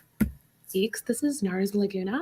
Sucking your cheek like that in the hollows of the cheekbones. And then we're gonna get it on the sides of the forehead, like to slenderize it. Just kind of pull your hair back really tight. Just bronze the forehead. Now to contour on top of the bronzer, we're gonna go with the Anastasia Beverly Hills contour palette. And we're gonna go ahead with this shade right here. And then we're gonna go ahead. And this is a good contour palette. Just like sink in the cheekbones. So a lot of you guys have been asking me how I contour my nose and get it so skinny like a toothpick. So I'm going to show you. So I'm just going to pick, oops, I accidentally dipped it into the banana powder. Such a dork. So using this shade right here from the palette, we are going to go in and go ahead and dip it into the contour shade and tap off the excess. So we're going to take our MAC 217, paint that contour shade along the side of the nose. So now because we have a harsh line, we're just going to go ahead and flick it down. And then we're going to take our Kat Von D powder from earlier, and we're just going to stamp that along the sides of the nose to really slenderize it. You see that, you guys? Kim K. Who? So I'm going to let this powder sit under my eye for a while. I wish there was a term for it. We're going to go ahead and move on to blush. Today we're going to use NARS. NARS is my all-time favorite. It's so relevant. I'm going to go over with the 16th layer of powder. For cheekbone highlighter today, I'm going to go in with Becca Cosmetics in Moonshine. Just basically want it to be so bright that it like blinds people when you pass by. And we want to really like...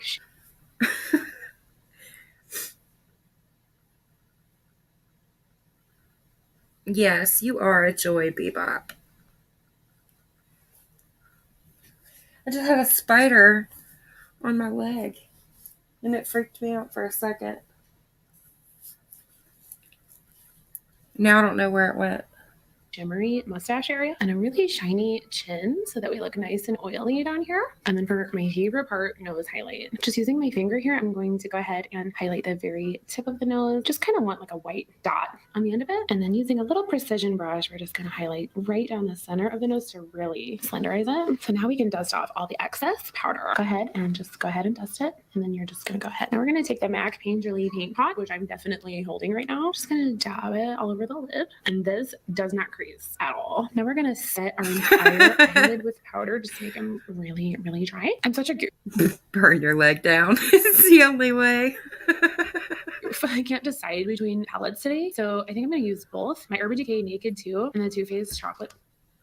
Honey K, I totally will do that. Wait a minute. Yeah, I have everything. I mean, not all that stuff, but you know, different brands.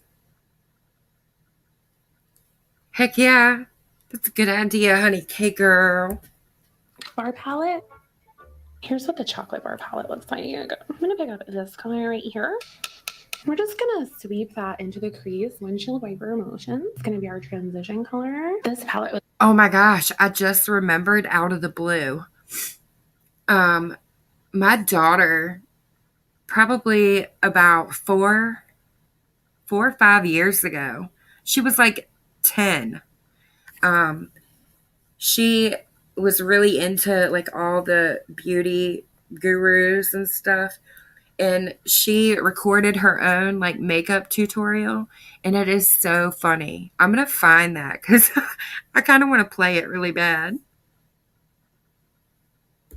Was also from Holog. Now I'm going to take this poop brown shade and we're going to go ahead and place that. So now we're going to do a cut crease. Take your concealer on your concealer Homie K, I like that.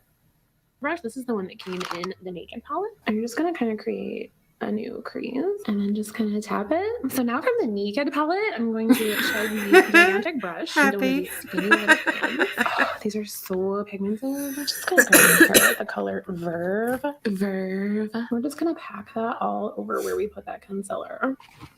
And then you're going to go ahead and highlight the inner corner of the eye. Just like a stark white blob. This just makes it look very fresh and very awake. Now taking my Kat Von D eyeliner in Trooper. This is what it looks like. Kat Von D is so unproblematic. I'm just going to create a very thin line. Okay, now we're going to do my favorite part, which is brows. Brows on fleek. First, you're going to go ahead and spoolie them. And we're going to use the color taupe because if you have blonde hair, you want gray eyebrows. Scoop it out. So you're going to go ahead and take your angled brow brush and just create an entire new brow shape. You want like a I'm off camera and be right back. Last but not least, I'm going to add a lip gloss. This is NARS Turkish Delight. As you can see, I'm just going to like slather it on. It's like really, really wet and glossy. So that is it for this look today, guys. Thank you for watching. Oh my As gosh, always- Jamie, have you seen Twitter? What? People are hating you. What? They're saying they can't trust you anymore. Why? It's because you recommended live crime to them. Oh my God. What do I do? No, but live crime had a security breach and people are worried they've got their identity stolen all because of you. Oh God. 3 days later. Is it recording? I am so sorry. You like don't understand. I didn't know it. Like look at me, you're like a mess.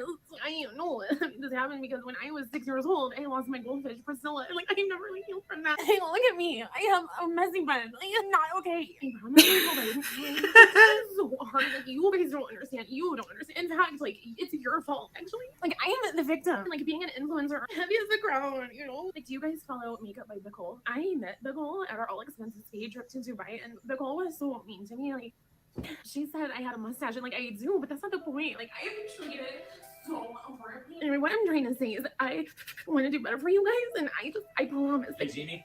Yeah. Bebop, I saw April. She was in here earlier. Kevin came by too. I think she did. Homie K. I don't either, Kat, because my face like it sweats a lot anyway. And during the summer, obviously, it sweats a lot more. And I have a hard time keeping any makeup on my face. I don't remember the lime crime one, Honey K Girl, but I do remember the hair, the little hairs on the, what's her name? Jaclyn Hill lipstick. Raccoon eyes in 5 minutes. Yeah, same here. Poppy what? I'll probably just wait outside for us. Oh, okay. Right there. I think that's a wrap. Get this off of my face. You could bite the lipstick. People used to do that. Remind me to tap my brush like crazy with the eyeshadow. Oh, wow, you really? Oh, thank you. I look extra pretty now. Can you put some more on there? Daddy? Yes. Oh, no. I meant to put on self-tanner and have a really tan body, but a white face. Try it. On your marks, get set, Let me go. make sure you're in the Go! He immediately took it out. Can Dad do it without making a face? Oh! Oh my God. It's Black Friday. It is Black Friday soon. By the way, I got this at Outlook. I don't know what.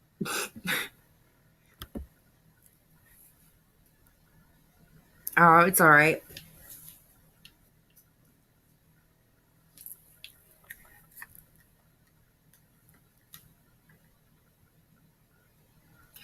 Moldy.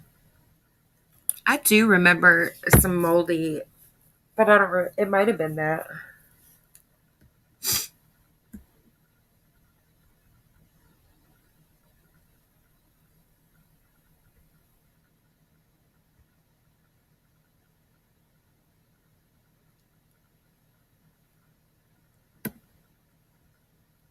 Good to see you, Boomer. Thanks for stopping by. Have a good night or day.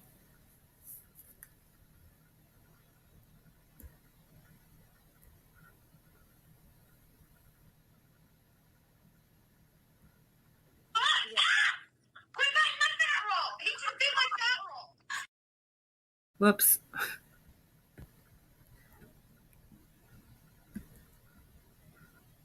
Andy, my love. What poppy were you talking about?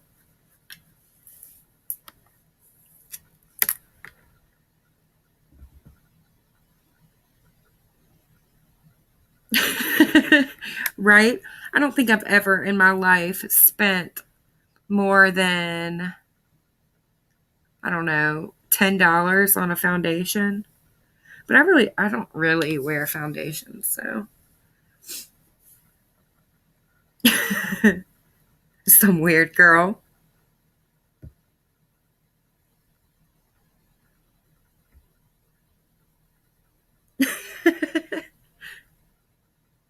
Sweet dreams, Boomer.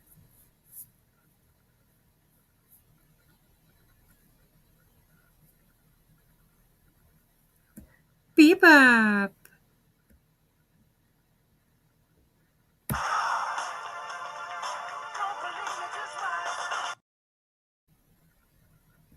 Thank you, Bebop.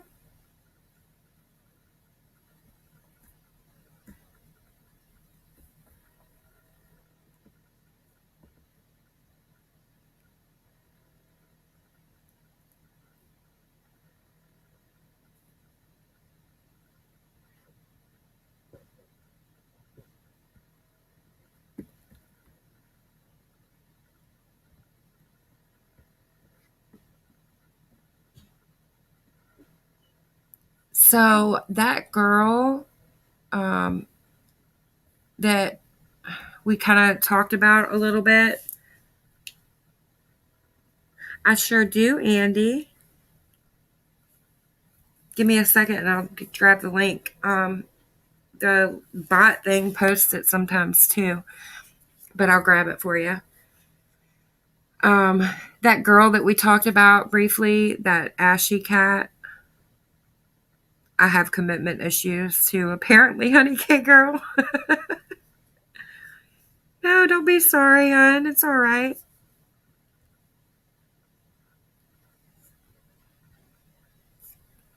The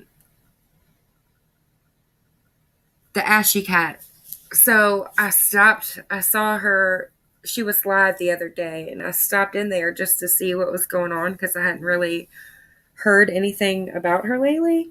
And she looks like I don't know, I don't want to say completely different person, but she looked sober in that moment. I don't know what's going on with her, obviously, all day, every day, but that stream. So my question is has anybody else been watching her? Is she like doing better or trying to do better now?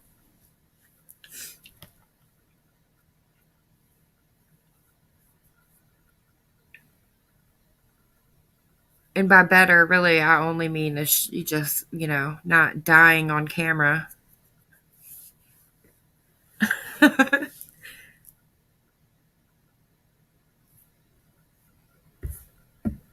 Oh, I definitely will be, Bob. For sure. It sucks because there are a lot of people like that I enjoy like chatting with, in other streams and stuff. And I feel like I don't see many people anymore because not that I don't like watch, like I see some people, but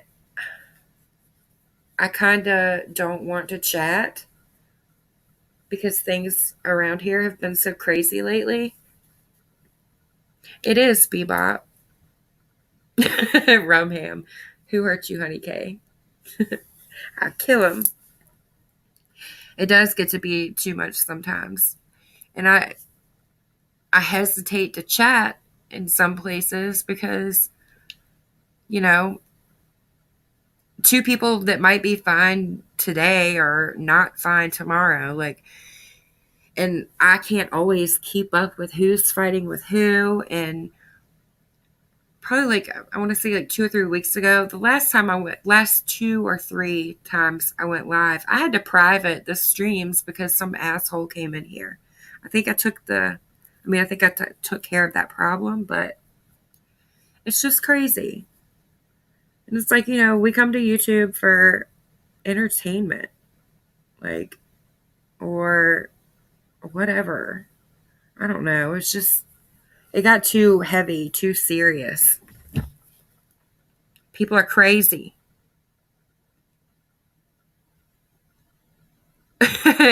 Cat, so, all right, then you know what I'm talking about. I've been watching a lot of the true crime drama lately. And that has gotten out of control too. Rumham. I saw that right before I came live. Like right before. I think I saw Luffy's post on Twitter.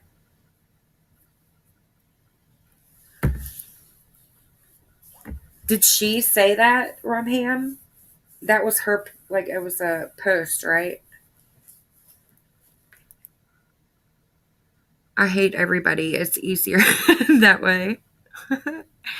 I can see that.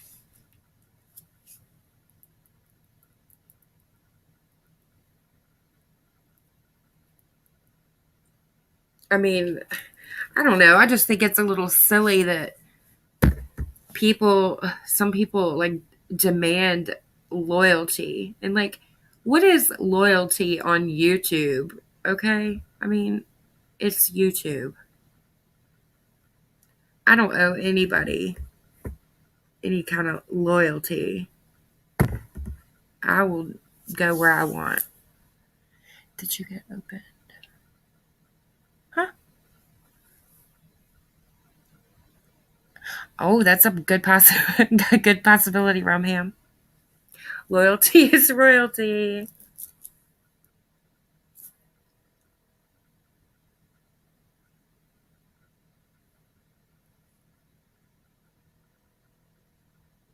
So she said royal, did it? Right?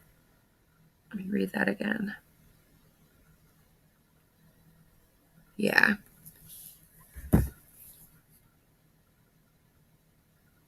Oh no, I didn't get porned, Andy. It was trolls. Like back to back to back. Wasabi. It's so good to see you, Wasabi. I know, right?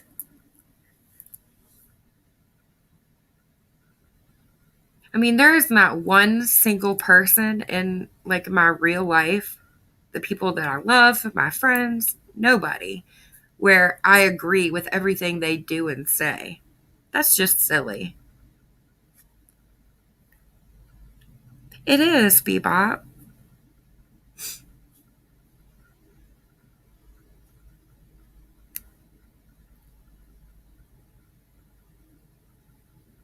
I don't know. It's just getting crazy.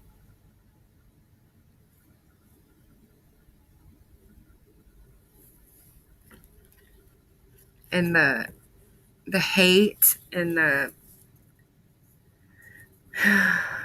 I don't know. It's just been so ugly lately.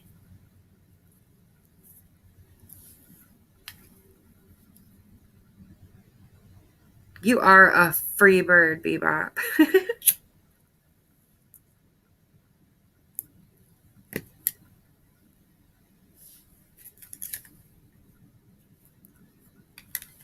There was there's one person in particular. I was watching a stream and they pretty much demanded loyalty. It's like, if you're not welcome here if I see you chatting anywhere where they talk bad about me. I'm like, what? Are you serious? Like, Who has time to keep up with all that stuff, first of all? Wait, why are you out, Happy?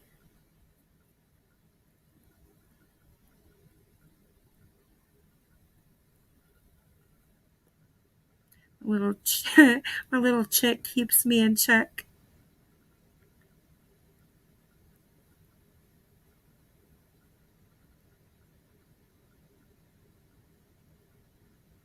It was so good to see you, Wasabi. For real. I hope you're doing well. Oh, not you, Happy.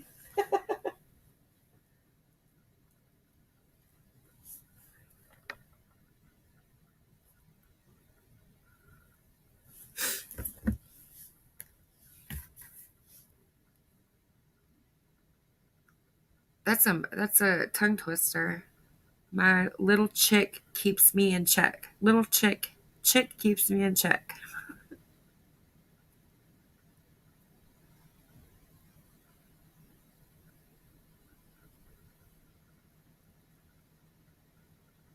Yeah, that's why I stay quiet most of the time too. For the same reason.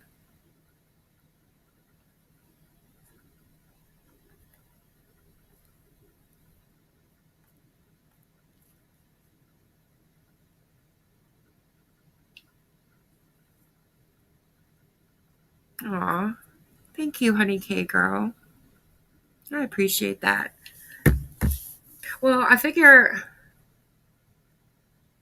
okay, this is just my opinion, but let's just say I were to, because obviously, look, I'm a person, I have my opinions, I have my beliefs, and I could share them, all of them, all the time.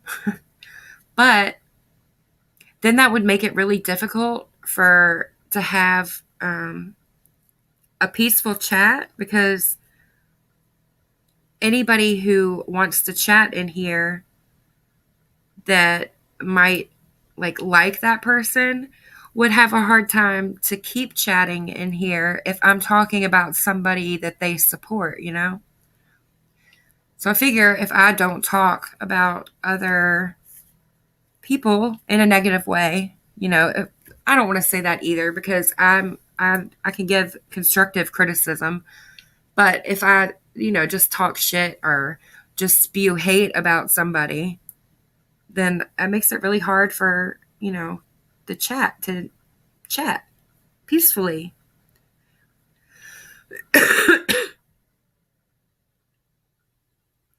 Chicken feather fowl.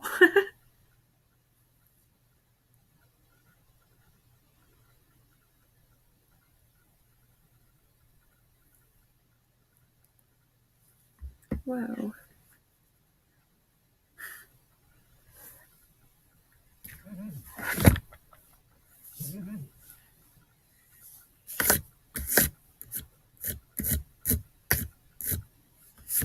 I can't tell you how many times I've been in a stream watching and I've seen somebody, that I'm really fond of in the chat typing, and I want to say hi or, hey, how you doing? So bad, but I don't, just because somebody else I like doesn't like that person.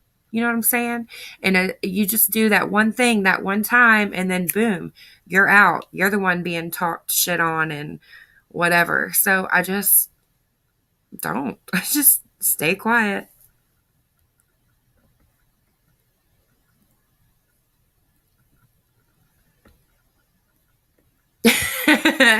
That's a good question, Kat. A lot of the older ones are talking about a YouTuber that most of us here watch or used to watch. But more recently, it's just random topics, true crime, chit chatting about what's going on in the little YouTube community and stuff like that. I mean, we talk about everything from food to conspiracies to, I mean, you name it, we've probably talked about it. Problematic YouTubers.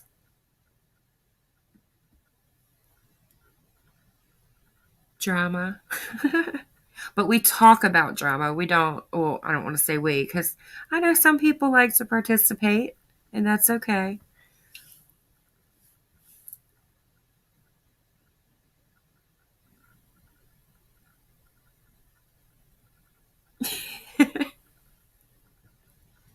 Kindergarten rules, right?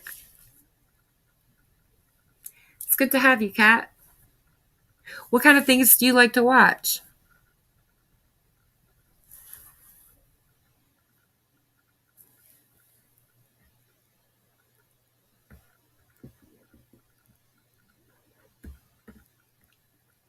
Aw.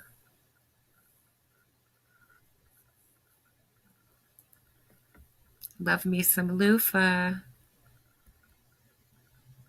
Just a toe.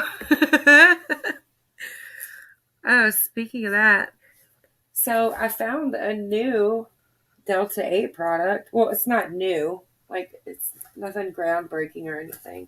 But it's new to me. It is Delta 8. It says tincture. But it's like a concentrate oil or whatever. And it's in this like little syringe thingy. So basically, and it's water soluble. So you can make anything into an edible. Just like a THC concentrate, but it's just Delta 8, that's all. But now I can make anything I want to. Because I haven't found any of the gummies or anything that are sugar-free. And it's not really that much sugar in the gummies, but I kind of been wanting to make my own things lately, so I'm excited to try that.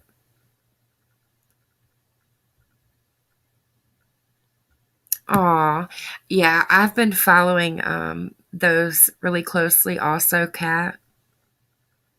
Who have you been watching about the summer case anyway?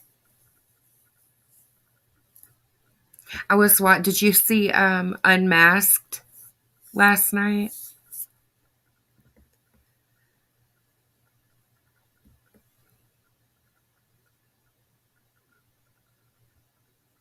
Aw, thank you, honey K girl. That's kind of what I do too. Just kind of hide in the bushes. But it sucks. It's kind of sad because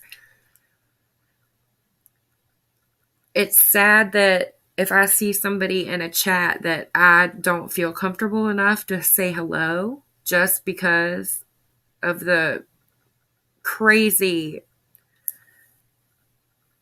I don't know, standards that other people have, I guess. I love 3Chi, but no, it's not. This one is, I'll type in the chat. It's Inlex. Oops. Not the chat. Inlex LLC. It looks like, oh wow. Okay, so this is actually manufactured locally. It's from Richmond, Virginia, so they do have a website. I'm going to type it. Inlex.com. Inlexco.com.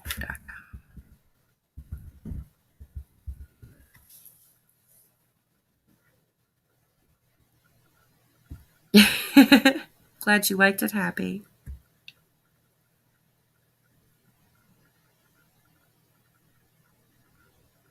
That's a good way to do it, Kat.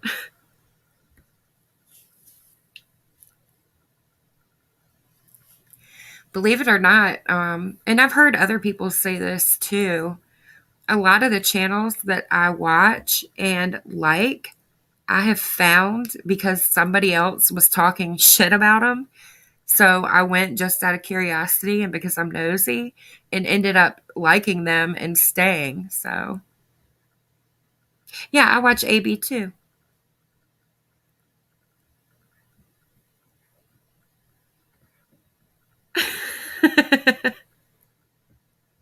Foodie beauty.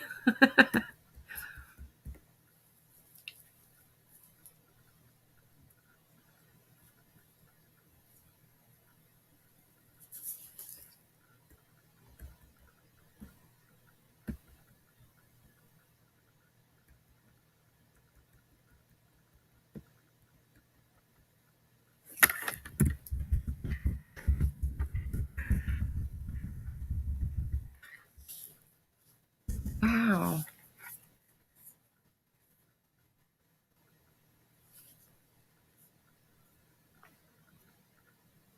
They do have. Did you ever get the tincture, Happy? I don't remember.